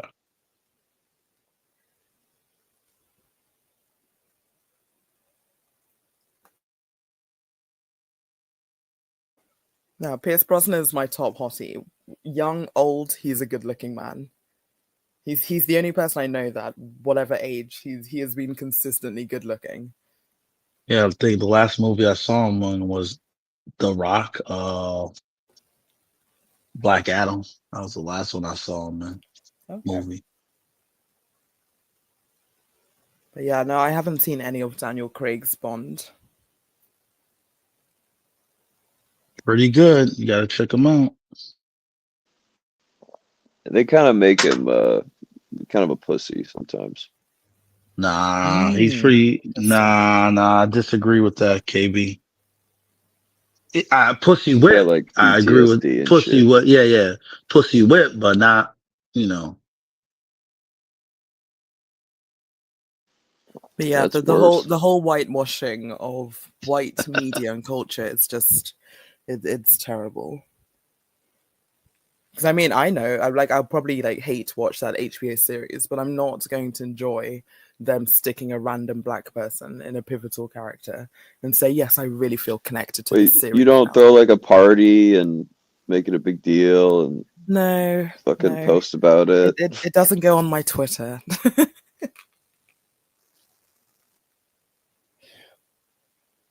Have you seen it, Ag? Like, if you don't mind, I just want to show everyone the new black Snape from Harry Potter. Who? The new black Snape from Harry Potter. Just type in HBO Harry Potter cast.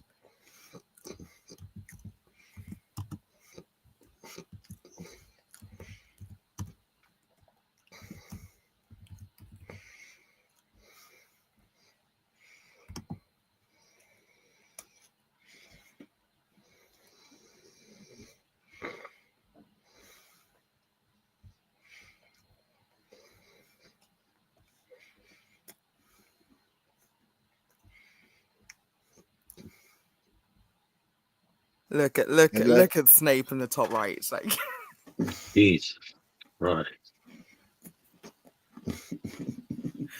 it's so annoying. Just a random black dude.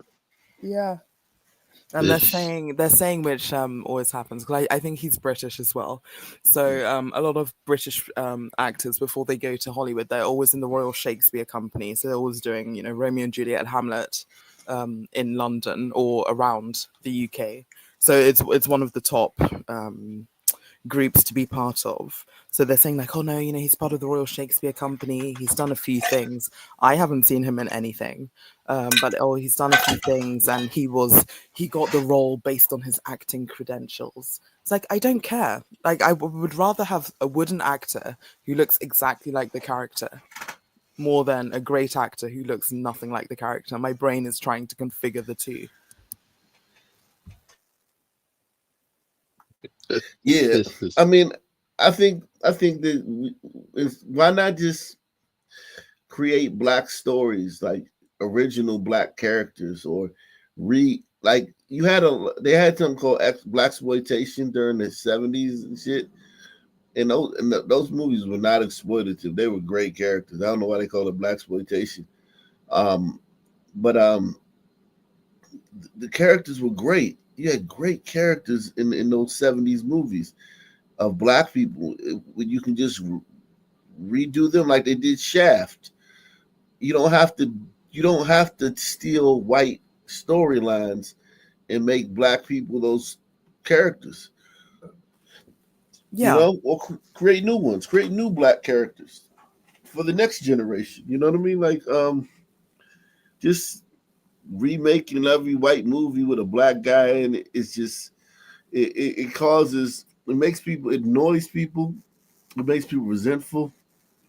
Yeah, it's all in all, it's a net negative all the way around. Yeah. Listen to his description. He is described as a thin man with sickly looking skin, a large hooked nose, and greasy black hair that reaches his shoulders. He usually wears a long cape that makes him look like a bat. That is not a black man in my head. So.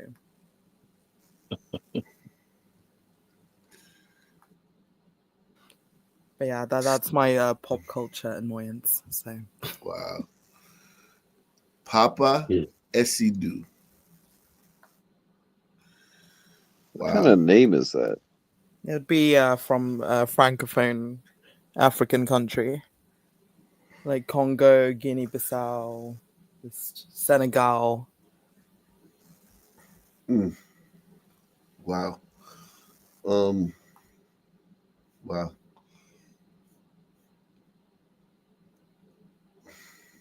Jeez, oh yeah, let me go to. Yeah, man, let's save a bunch of shit. Yeah, I won't find out where you stay at, bitch. You got me fucked up. I'm sitting here going to somebody. Okay, Patel. Okay, Patel. I don't give a fuck. Salute. Fucking nigger. I won't find out where you stay at, bitch. You got me fucked up. the black woman. She didn't do shit. Yeah, I was going to say she didn't have the energy I think she would have for a glider woman, or in this case, especially for a Patel, she needed to bring more energy. Yeah, that Patel. All she had to say is, "My hair's real." But here's the thing, right? Think about this though. This black woman said, "I'm gonna find out where you live at, bitch." Like that's a fucking, like, that's crazy. Like, think about it. Like, over just an argument with someone in public, you're gonna find out where they live. But I do think the Patel should get the same treatment as gliders if they say the N-word. So if she wants to find out where she lives and dox her and make her lose her job, so be it. I hate that though. I got you. I hate it, but like I'd rather Patel loses their job than a glider. But yeah, this is black. They call it in fatigue. This is in fatigue. You just tired of like black people just wear you out. Imagine the shit she put up with up until that point. So they got her name and they got where she works at, but they never do that for anything serious that goes on in their community. Black Twitter has never doxed. Oh wow, this is her. They got all her pictures on her. Man, she's nice. So she Who that? That's a Patel. Yeah. Oh, shit. Maybe she should have chosen a different word if she's into that. No, they said, "Is this her?" Okay, so no, I don't think that's her. They're just pulling up random Patels. No chance. Yeah. Oh, so Yeah, this they is what usually happened. stick together. This is what preceded it. So the girl was minding her business, smoking in her car, smoking something, and these black people over here fucking with her. So this is what preceded the nigga. She don't need no more of that shit. That's why her lighter don't work now. She laughing. This is so invasive. Different top though. It's a bomb. She's smoking a bomb. Is it the same because her hair's back and she looks bigger and wearing a different top? Yeah. She's smoking a bomb. Wow, this is an Americanized Patel. She's at 420. Keep minding her business, smoking in her car. Why you fucking with her? What the fuck? She would have got bitched in Oakland. she got her purse on her arm still in the car with it. And now she got a hook purse. These people suck.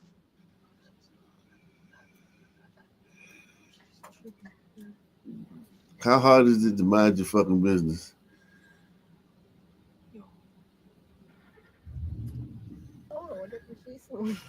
No, I don't want none of that shit. I don't want none of that shit, bro. Oh, hell See, no. for real, it's hard to feel You want to see? That's why everybody don't need to smoke weed. But she and her cards, weed.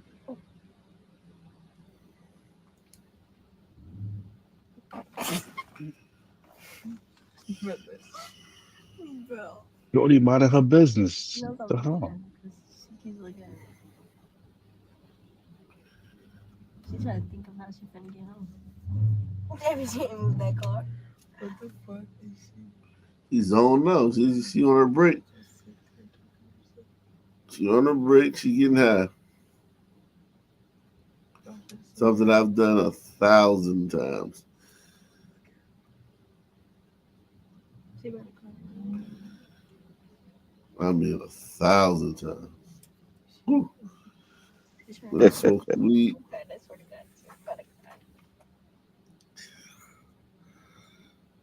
That's the best part about having a car. Shit. Go smoke some weed in your fucking car. Not driving it. No. Why? Your lunch That's break. what she gonna do shit to me.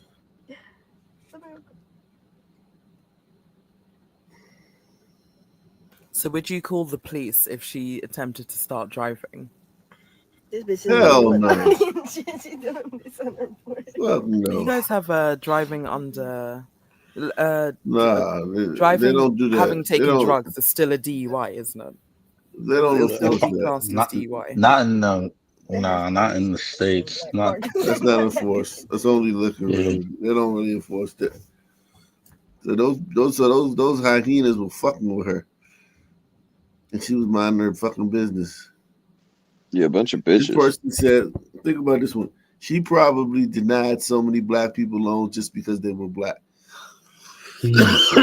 What? She probably works at a bank. What? Yeah, she does work at a bank. They doxed her. BMO Bank in El Cerrito. Her name was Natasha. Wow. Plum. Okay. They went in on this bitch. Yeah. Like, black people are so annoying. Like, nobody's denying you no fucking loan because you're black. Denying your loan because your credit history, your fucking bank history. They can't connect those two things. It just doesn't click.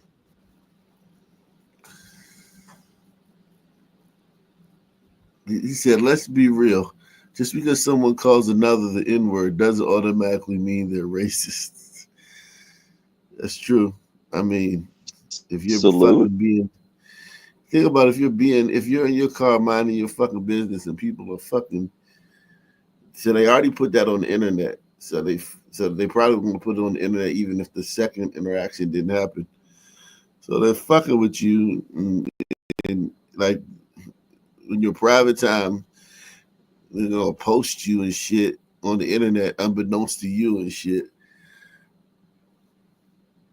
Yeah, like nigger. Oh, that's another thing that's happening in the UK where they're trying to say that I don't know if they're classing it as hate speech, but if for example, if you're in a pub and there's a group of people talking, if someone else overhears what they're saying and takes offense to what they've said, they can call it in. And either, I don't know if the person would be arrested or there'd be a report done. So if I'm talking and on the train or somewhere and I say, oh, I absolutely hate Desert Demons, it's Londonistan, they've completely ruined it, I hate the religion. Someone else, if they overhear me, can now make a report on me to say I was to say I was offended by what Pantheon said.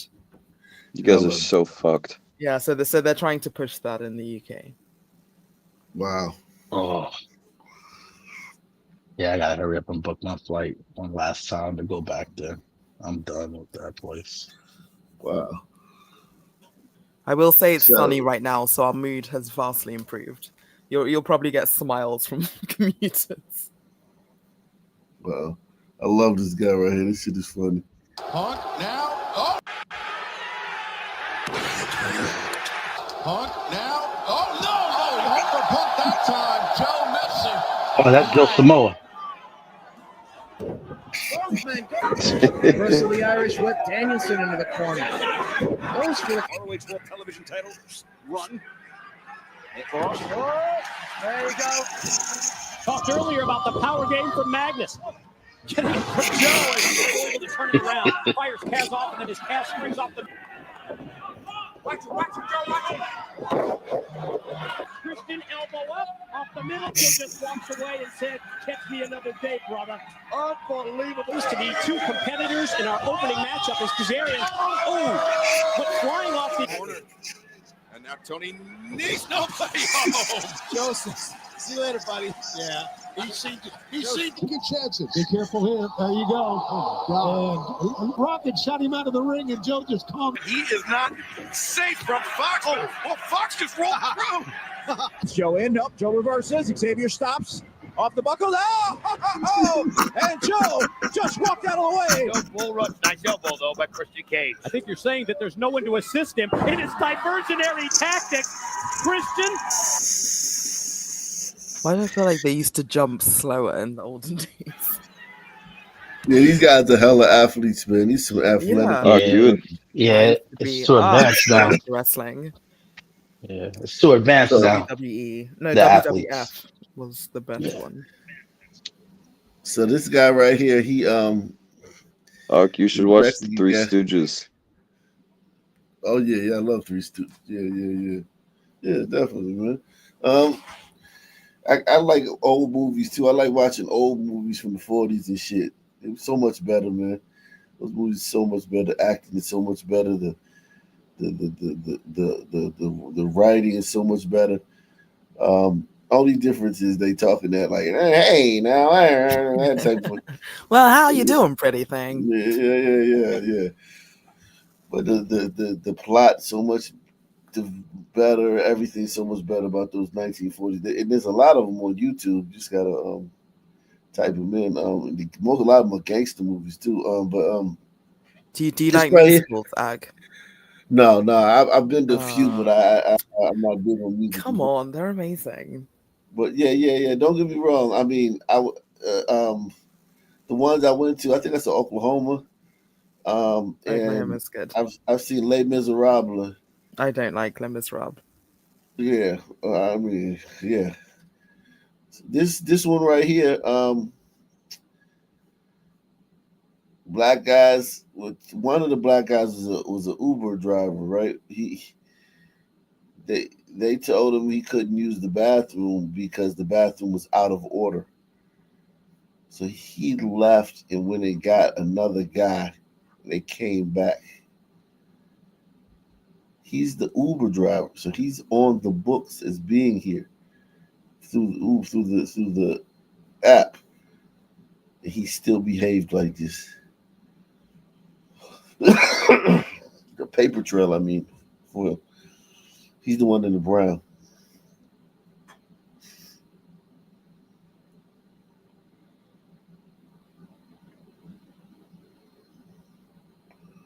What the hell? Now, they didn't tell him he couldn't use the bathroom. They told him it was out of service.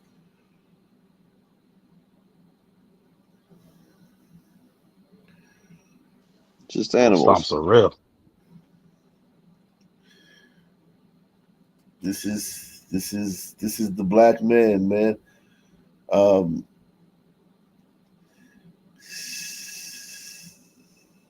So this is after he broke a window. Yeah. So he had this is the thing.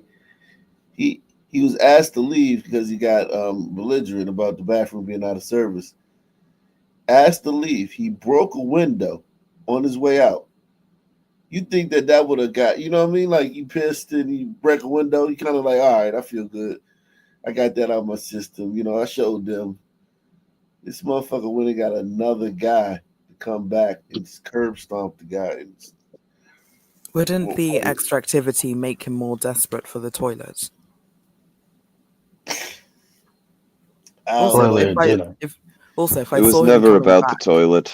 Yeah, no, of course. Also, if I saw him coming back, like the way the hot water or oil would have been boiling whilst he's walking in, and then you just fling it on him. Yeah, but you gotta be careful. These guys will come out and shoot you. Like it. Listen, press one if you would have been surprised if the guy he went and got, not him, but the guy who's like, hey, guess what just happened to me in this place, man? The guy he went and got just pulled out a gun and blew landed his head off. One. Yeah, he's probably expecting that too. That's not out of the realm of possibilities. So, like, this guy's on the phone. His focus is on getting the cops there as soon as possible. He ain't worried about no grease and nothing like that. He like, get the cops here as soon as possible. Son, and then this is the perfect example how there's so many sons in jail. Why is this other guy coming back to beat the shit out of this manager because his friend couldn't use the bathroom because the bathroom was out of order?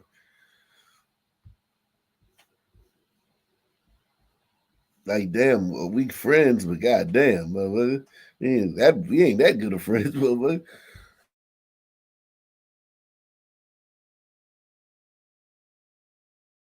Sick.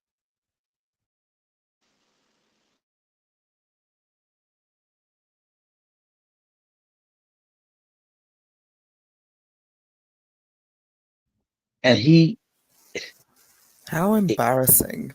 he just he couldn't even believe it. Look, like he was just in shock. Like, is he really gonna go over the counter? Look, no self-awareness, nothing. And they're slipping and sliding because it's greasy back there. They can barely kick his ass. But he really came in like a little brother with his finger pointing. Look, this is the one that did it. Yep. Okay, I'll beat him up for you, so you can use the toilet. I mean, it's just and that's those types of decisions are made all day long. Just like the black girl who punched the reporter, she was getting interviewed and about abortion, and she just slugged the reporter. Like these are happening all day long. Black people doing this all day long. I found myself on Black TikTok recently. I don't know how I got there. Okay. But I just have a message to my fellow white people. Hey guys, we're so stinky.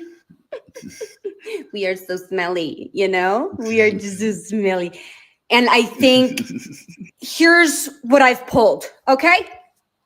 All right.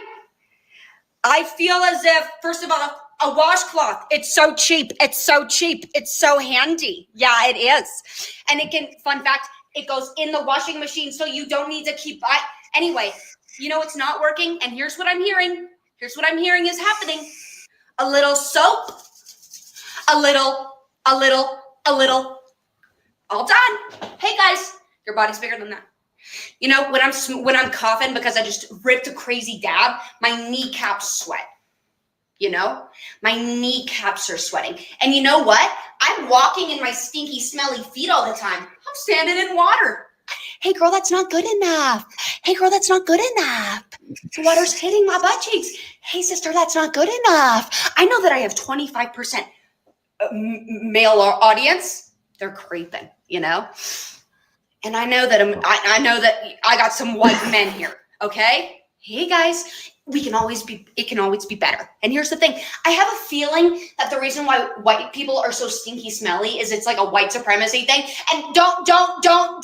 It's because I think that it's like whiteness is cleanliness is purity. I'm clean. No, we're not. We're not. Do you know what a dry brush is? Hi. Do you know what a dry brush is? What's that? I'm no pony. You please. Oh, anyway. Dry brush, I'm serious, guys. I'm actually serious. A dry brush, we use it before the shower, okay? Little gentle strokes. My skin, it's too sensitive. It's too pure and sensitive. No, that's because it's like, what are you doing? What are you doing? You're exfoliating for the first time, okay? some gentle strokes, you're going to see flakes are going to be flying like fireworks, sister. And that's okay. That's okay. I grew up with my friends being like, oh my God, I'm ashy. I need lotion. I need lotion. And here's me. I'm saying, oh, that never happens to me. So I guess I never need to meet a friend named Lotion. Is what I say. Nope. What you're going to do is you're just going to get the biggest bottle of lotion, and you're just going to keep it around. And then you're just going to pump that baby whenever. But you know what you're going to do after you shower you're going to lotion up. The same thing that you're doing to your face, you're doing it to your whole body, girl. And that dry brushing's going to be, oh! And then you go in the shower, you get those gloves on. I know they're scary, but it's so easy, so cheap. And you're just going to exfoliate and grab your washcloth and wash. I'm so serious, guys. I'm so serious. I sit next to the smelliest white kid. And I just, like, my parents never taught me this. I had to learn that, I had to learn this from Black TikTok. I'm serious, and this is a problem. Y'all, it's a problem. Clean your ass. Okay, bye. Damn. Wow. We did teach y'all how to get some help. Bathe. We did teach y'all how to bathe. The white people do smell like bologna though. But what dog? Oscar Mayer. How the fuck did they teach us how to bathe when Africans never had running water, aqueducts, or any of that other shit? Well, what I'm saying is, when y'all gave it to us, we learned how to do it, and then we taught you how to properly use it. I will say, We've just never go heard of a back Roman to Tudor bath or history anything like as well. that. These people are so dumb. But the English, like through like Tudor history and beyond, weren't big showerers. Yeah, I think Henry VIII had to have like a group of physicians after a period to come and like peel slime off him. Yeah, they didn't. They said his wives hated sleeping with him because he smelled so bad. Yeah, in those days, nobody Yeah. showered like that. You know what I mean? Like nobody showered. So it's like everyone's just disgusting back in those days. In Africa too, because we didn't even have the concept of running water. In England, y'all didn't have it either until very recently either. Everybody stank and was disgusting back in those days. But it probably you were nose blind to a lot of stuff probably because they were so used to it. Yeah, everybody stinks. Yeah, and there were open sewers everywhere and vermin. Who brushed their teeth? I mean, who brushed their teeth every day back then? Yeah. Where's the toothbrush? Where's the toothpaste? Look at this dumb shit. Look at these dumb broads going to fucking space.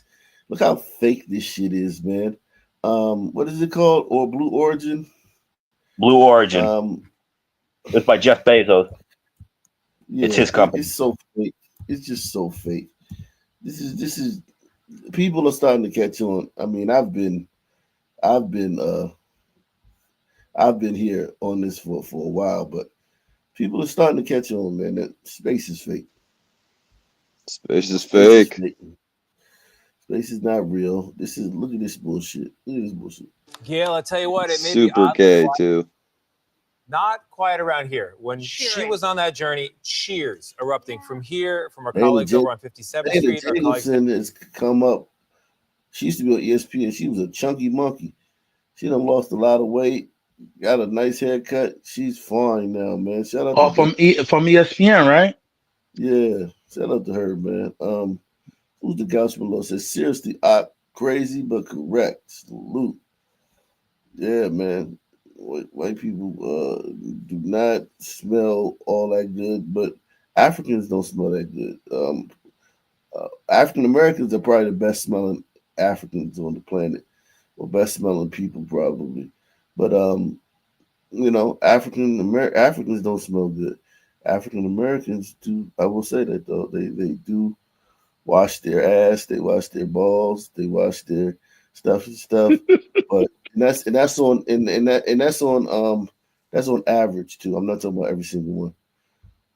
Gail, I tell you what, it may be oddly quiet up there in space, not quiet around here. When she was on that journey, cheers erupting from here, from our colleagues over on 57th Street, our colleagues down, Nate and Vlad, have been leading our coverage in Texas. What a morning. You know, guys, I was preparing last night deep in the CBS archives, and I came across a Jeff Bezos interview on CBS almost a decade ago when the New Shepard rocket was first tested. Wow. And live on our show with Gail sitting in the anchor chair, he invited everyone to join him on that journey.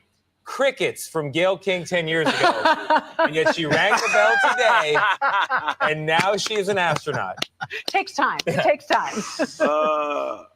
Oh, how things change. Things have changed indeed. And as you guys described, it was a range of emotions, not just for Gail, but for all of us here watching.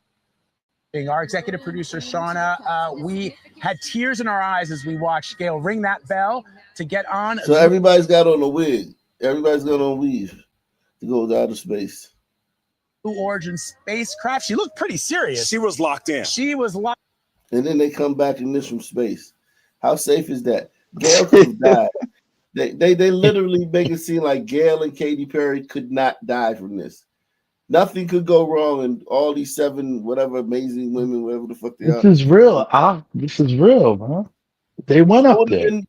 What's the contingency plan if like reporting live from CBS, breaking news, Gail and all these other bitches have died in the fucking Blue Origin space thing. What's like? Because this is not a plane where we've done it a gazillion times and we worked out a lot of the kinks.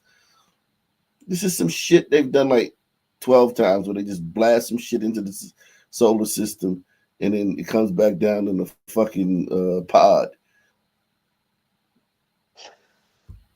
Was locked in, had her game face on, and then the moment we all cheered when Gail emerged from that capsule, kissed the ground. Oh my out here in gosh. West Texas. Grateful to be back on Earth. She called it a bona fide freaking ride. Bona fide freaking flight. Bona fide freaking flight. Yeah, BFF. BFF. Not a ride. Okay. Almost like an amusement park ride, you could say. It's just, you know, sad. I'll be seeing Nate Robinson, because my nephew is a football player for Don Bosco. So yeah. Oh, He doesn't don't act say nothing like this.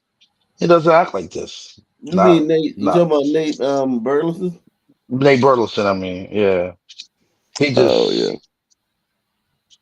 I don't know why. He Yeah, just he's doing acts his totally job. different. He acts totally different from TV than in real life here. He coming up. He came up, man. He came up. He I don't got no problem with that, man. You know, put on the Get some money.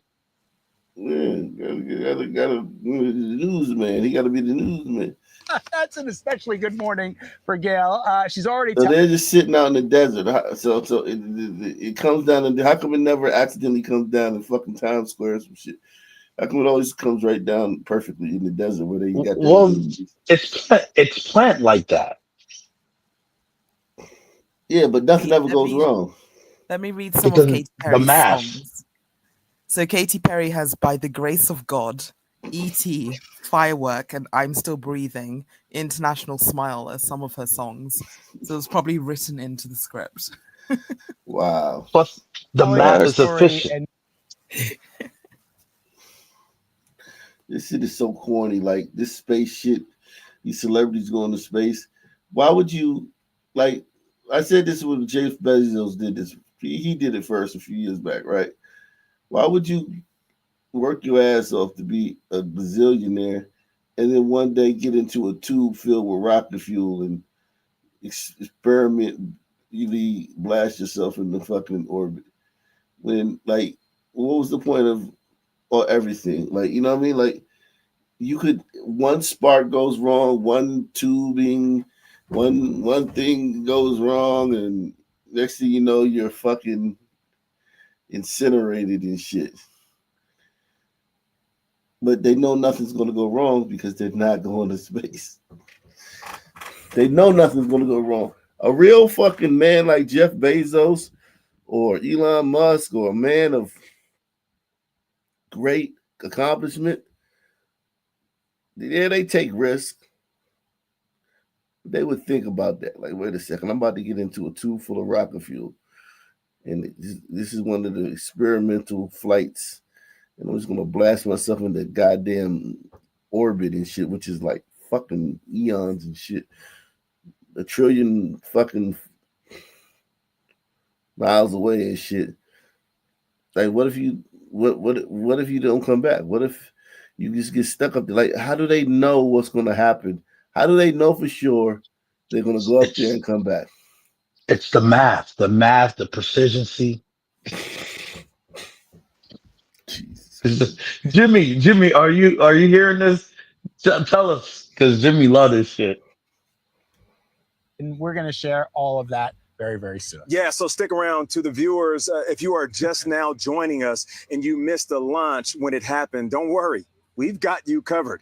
Here's the Blue Origin New Shepard lifting off just about 90 minutes ago, carrying Gail and the crew into space on their historic journey. T-minus 10, 9, 8, 7, 6, 5, 4, command. Look at the physics. Oh, man. Big dick.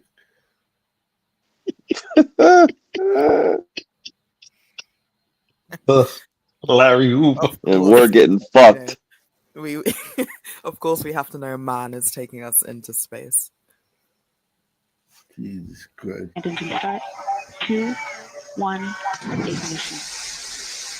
Hot balls. Why would you get in that? What if it just catches fire right now? That doesn't even look hot enough. It almost looks like a this is taking us to space. Yeah, according to the math, the precision, the right temperature, it's gonna go off right.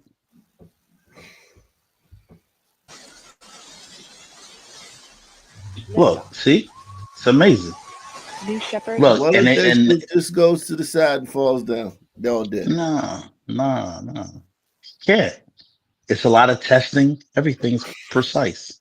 Yeah, right. 13 minutes of going around the earth, and then you're good. Has cleared the tower.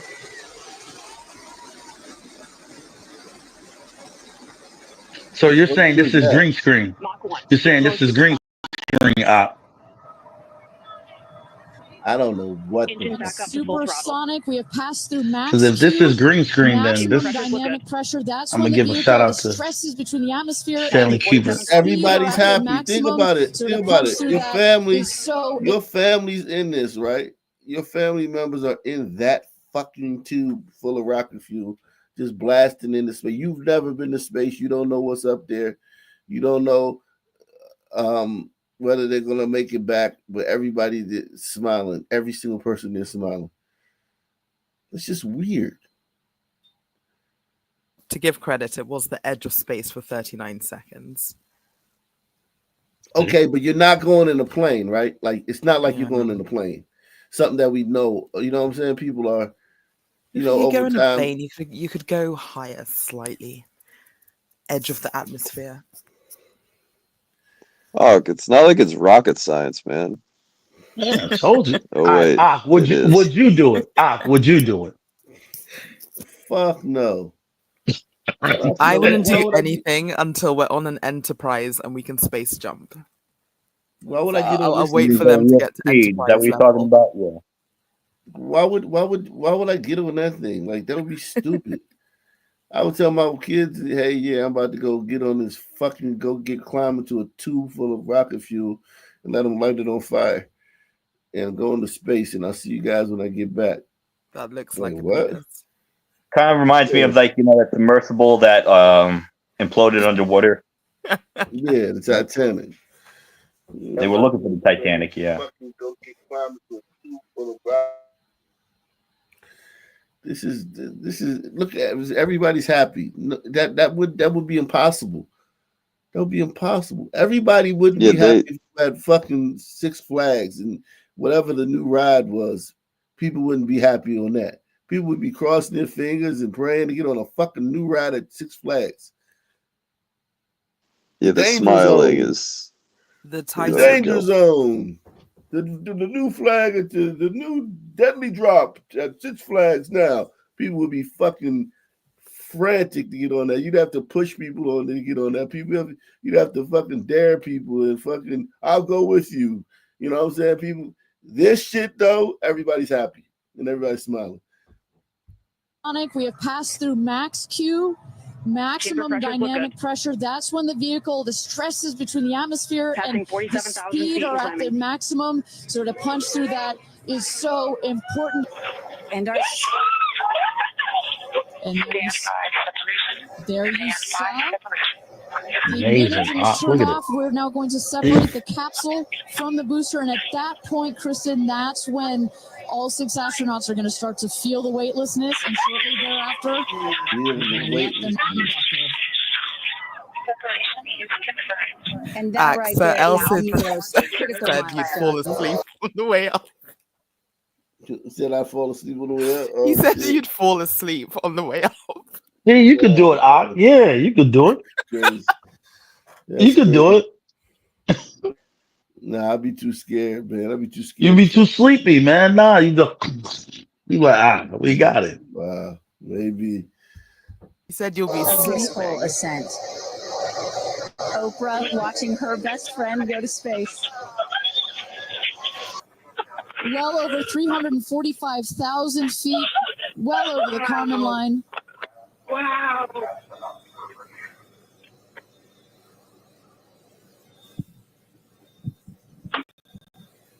And at this moment, the astronauts have unstrapped from their seats. They are floating. They are weightless. They are experiencing zero G for the very first time in their lives. And Katy Perry did say that she was going to sing in space. I'm waiting for it. Waiting for it. All astronauts in seats. And a great piece of news there. All astronauts are back in their seats. You see the 2 craft now that on the bottom, that is the rocket that is screaming back down to Earth. The rocket will beat the capsule to its landing spot just 2 miles north of where it's taken off from.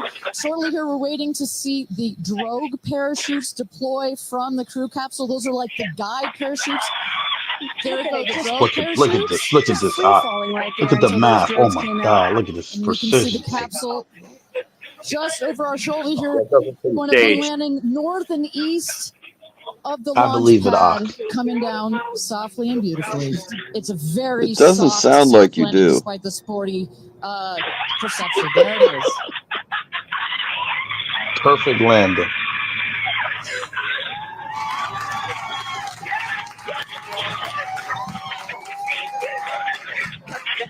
Congratulations and welcome back to Earth. And that was the moment. That was the moment where the astronauts, and that's exactly what they are. It's been defined as going 50 miles up into the atmosphere. That makes you an astronaut. They're going to get pinned by Jeff Bezos later this morning. They're going to receive a citation and a pair of wings that signifies that they are astronauts. It was an incredible moment. You saw Oprah there in the video that we were showing in tears. Many of us here were in tears, feeling those emotions as we watched our colleague and her crewmates go up into space. Guys, it was just an incredible moment. I'm still, I think what's incredible about this, Nate, is, and I've been saying this since the moment Gail told us she was going into space. We've Doesn't revered really look astronauts real. all through our lives, course. but I've never known one You're a person. non-believer, I've KB? never had Yeah, one well as a said. friend. And that is, to me, what is kind of remarkable. Yeah. And let's And I send think- it to Tony and Gail. I mean, Tony and Dana. I was going to say, she's really supersonic if she's back in New York. The emotion came- says it all, guys. You're the right. tip came back, Absolutely KB. happy and thrilled for Yeah, we Yeah. really are. A space mission this morning. That's end time shit. Like, this is beyond parody. Saying that you care about Mother Earth and it's about Mother Earth and you're going up in a spaceship that is built and paid for by a company that's single-handedly destroying the planet. Look at the state of the world and think about how many resources went into putting these women into space. For what? What was the marketing there? And then to try to make it like, I'm disgusted. Literally, I'm disgusted. You know what? Yeah, What that is that party's destroyed. That's a sinking ship.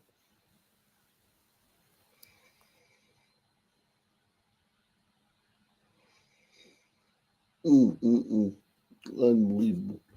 Unfriggin' believable.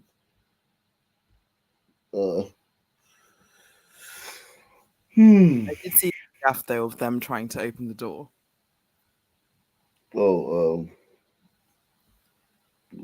And But anyway, did they mention?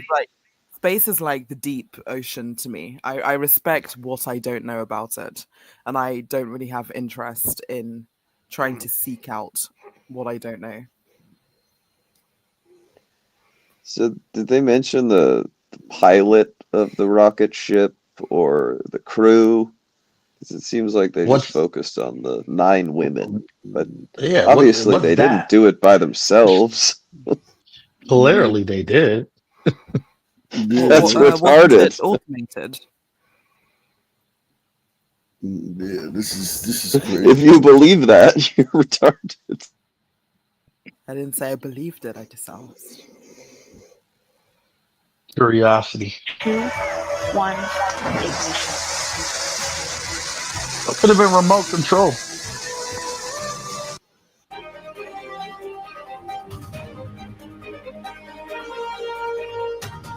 Because green screen right there.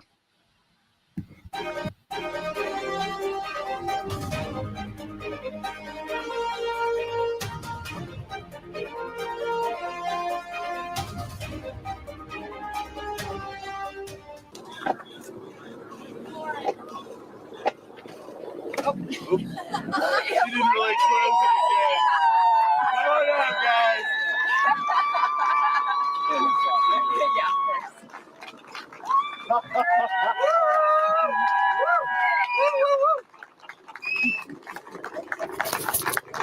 This does look like a movie set, though. This is your baby. Where are my babies? Go over here. Go see him. Where? I have to go Right there. there. Okay.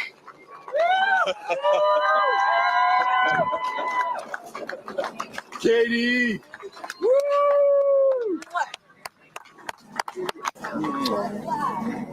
Thank you. Thank you. Just the dirt and that's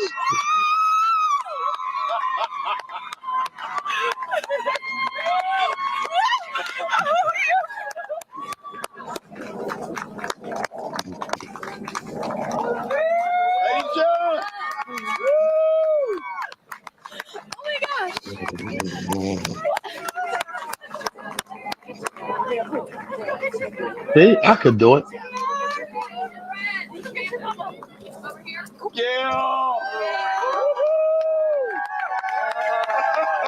I just have to have a moment with the ground. Let me just appreciate the ground for just a second. I wonder if it's a new Illuminati routine. Like, go up, praise your fake Jesus, kiss the ground. Hug your Yeah, Jesus. I agree. Because Katy Perry, I heard, be on that weird shit. Oh, all of them. They're always I agree performing. with you. You could Yeah, tell I agree with you. Mark, just by looking at it, you could tell that it's not suitable to re-enter into the atmosphere. Usually those space shells are really thick ceramic. That looks like a fucking makeshift tent. Yeah, It looks pathetic. Looks like a movie set.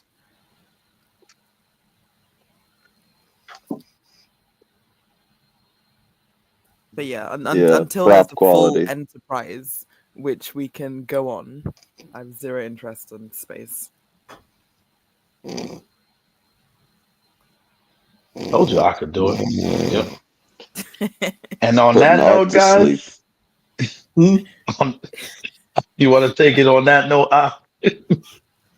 Any final Mark, go to thoughts? space in your dreams. I mean, it's so apparently just so full of shit, and they won't stop. They just won't stop with this shit, man. Like, this shit is no way Gail got into that thing. She loves life. Gail loves living. Katy Perry loves living. Yeah, 11 minutes is really fast too. Yeah, and just the fact that like women don't want to go on missions like this. This is like I don't know what to believe as far as how they're doing this, whether they're doing it in the studio, whether they're sending some dummy rocket out there, and then the girls are in another thing. But I know goddamn well Gail did not get on no fucking tube full of rocket fuel and let them set it on fire.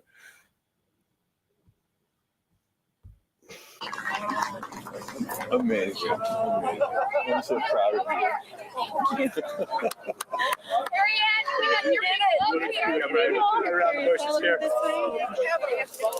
Thank you for sharing it with us. Congratulations. You're an astronaut. Gail, get She's on over. embarrassed. I am so Floating. I can't believe it. I cannot believe it. I'm so proud of you. I wonder And I if you know that we simulated speak, that but now, fucking Gail 0G King, shit. you are officially an astronaut. How do you feel? I still you have can't very accept low that word, but audio. I will say I can't even believe what I saw. When somebody calls this a ride, this was not a ride. What happened to us was not a ride. This was a bona fide freaking flight. And our instructor, we were so well prepared. So every noise we heard, we knew. But the flight instructor said that I am her best success story. Why? Because she's never had somebody go through the course who's terrified of flying. Everybody who's gone through the course is somebody What that it's been a course? lifelong dream. They wanted to do it. So she said, I'm her best success story. I'm so proud of me right now. I still can't believe it. I still can't I was believe just it. going to say, prior to the launch, you said that you would be so proud of yourself if you went through with this, and you did. What was the best part, Gail? It's oddly quiet when you get up there. It's really quiet and peaceful. And you look down at the planet and you think, that's where we came from. And to me, it's such a reminder about how we need to do better, be better. Do better, be better human beings. And what do you mean by I that? feel like you could get that whilst on the it's plane so and looking out nasty and the so window, though. vitriolic nowadays. And I mean, if everybody could experience that peace that we Do had up better, there. do better, be better human beings. Like, what the fuck is? This is all horse shit, and they're doing It's the not space very program. inspired. No, not at all. What about these three girls? These whatever 5, 6, whatever, man. What about them made them qualified or made them desire to be part of Kodak Black's next monster shows, goddamn videos? Like, she's just a celebrity fucking interviewer. What makes them go to space? What like she just went to space. There's no hiccups. There was nothing wrong. Everything went to all these broads went to space. Yeah, I'm just gonna go to space tomorrow. How many of y'all press one if somebody came to you right now and said, yeah, I got tickets to the Blue Origin. We can go out. We can go to space tomorrow. You want to go? How many of y'all going? Good question. I'm going as long as we sleep.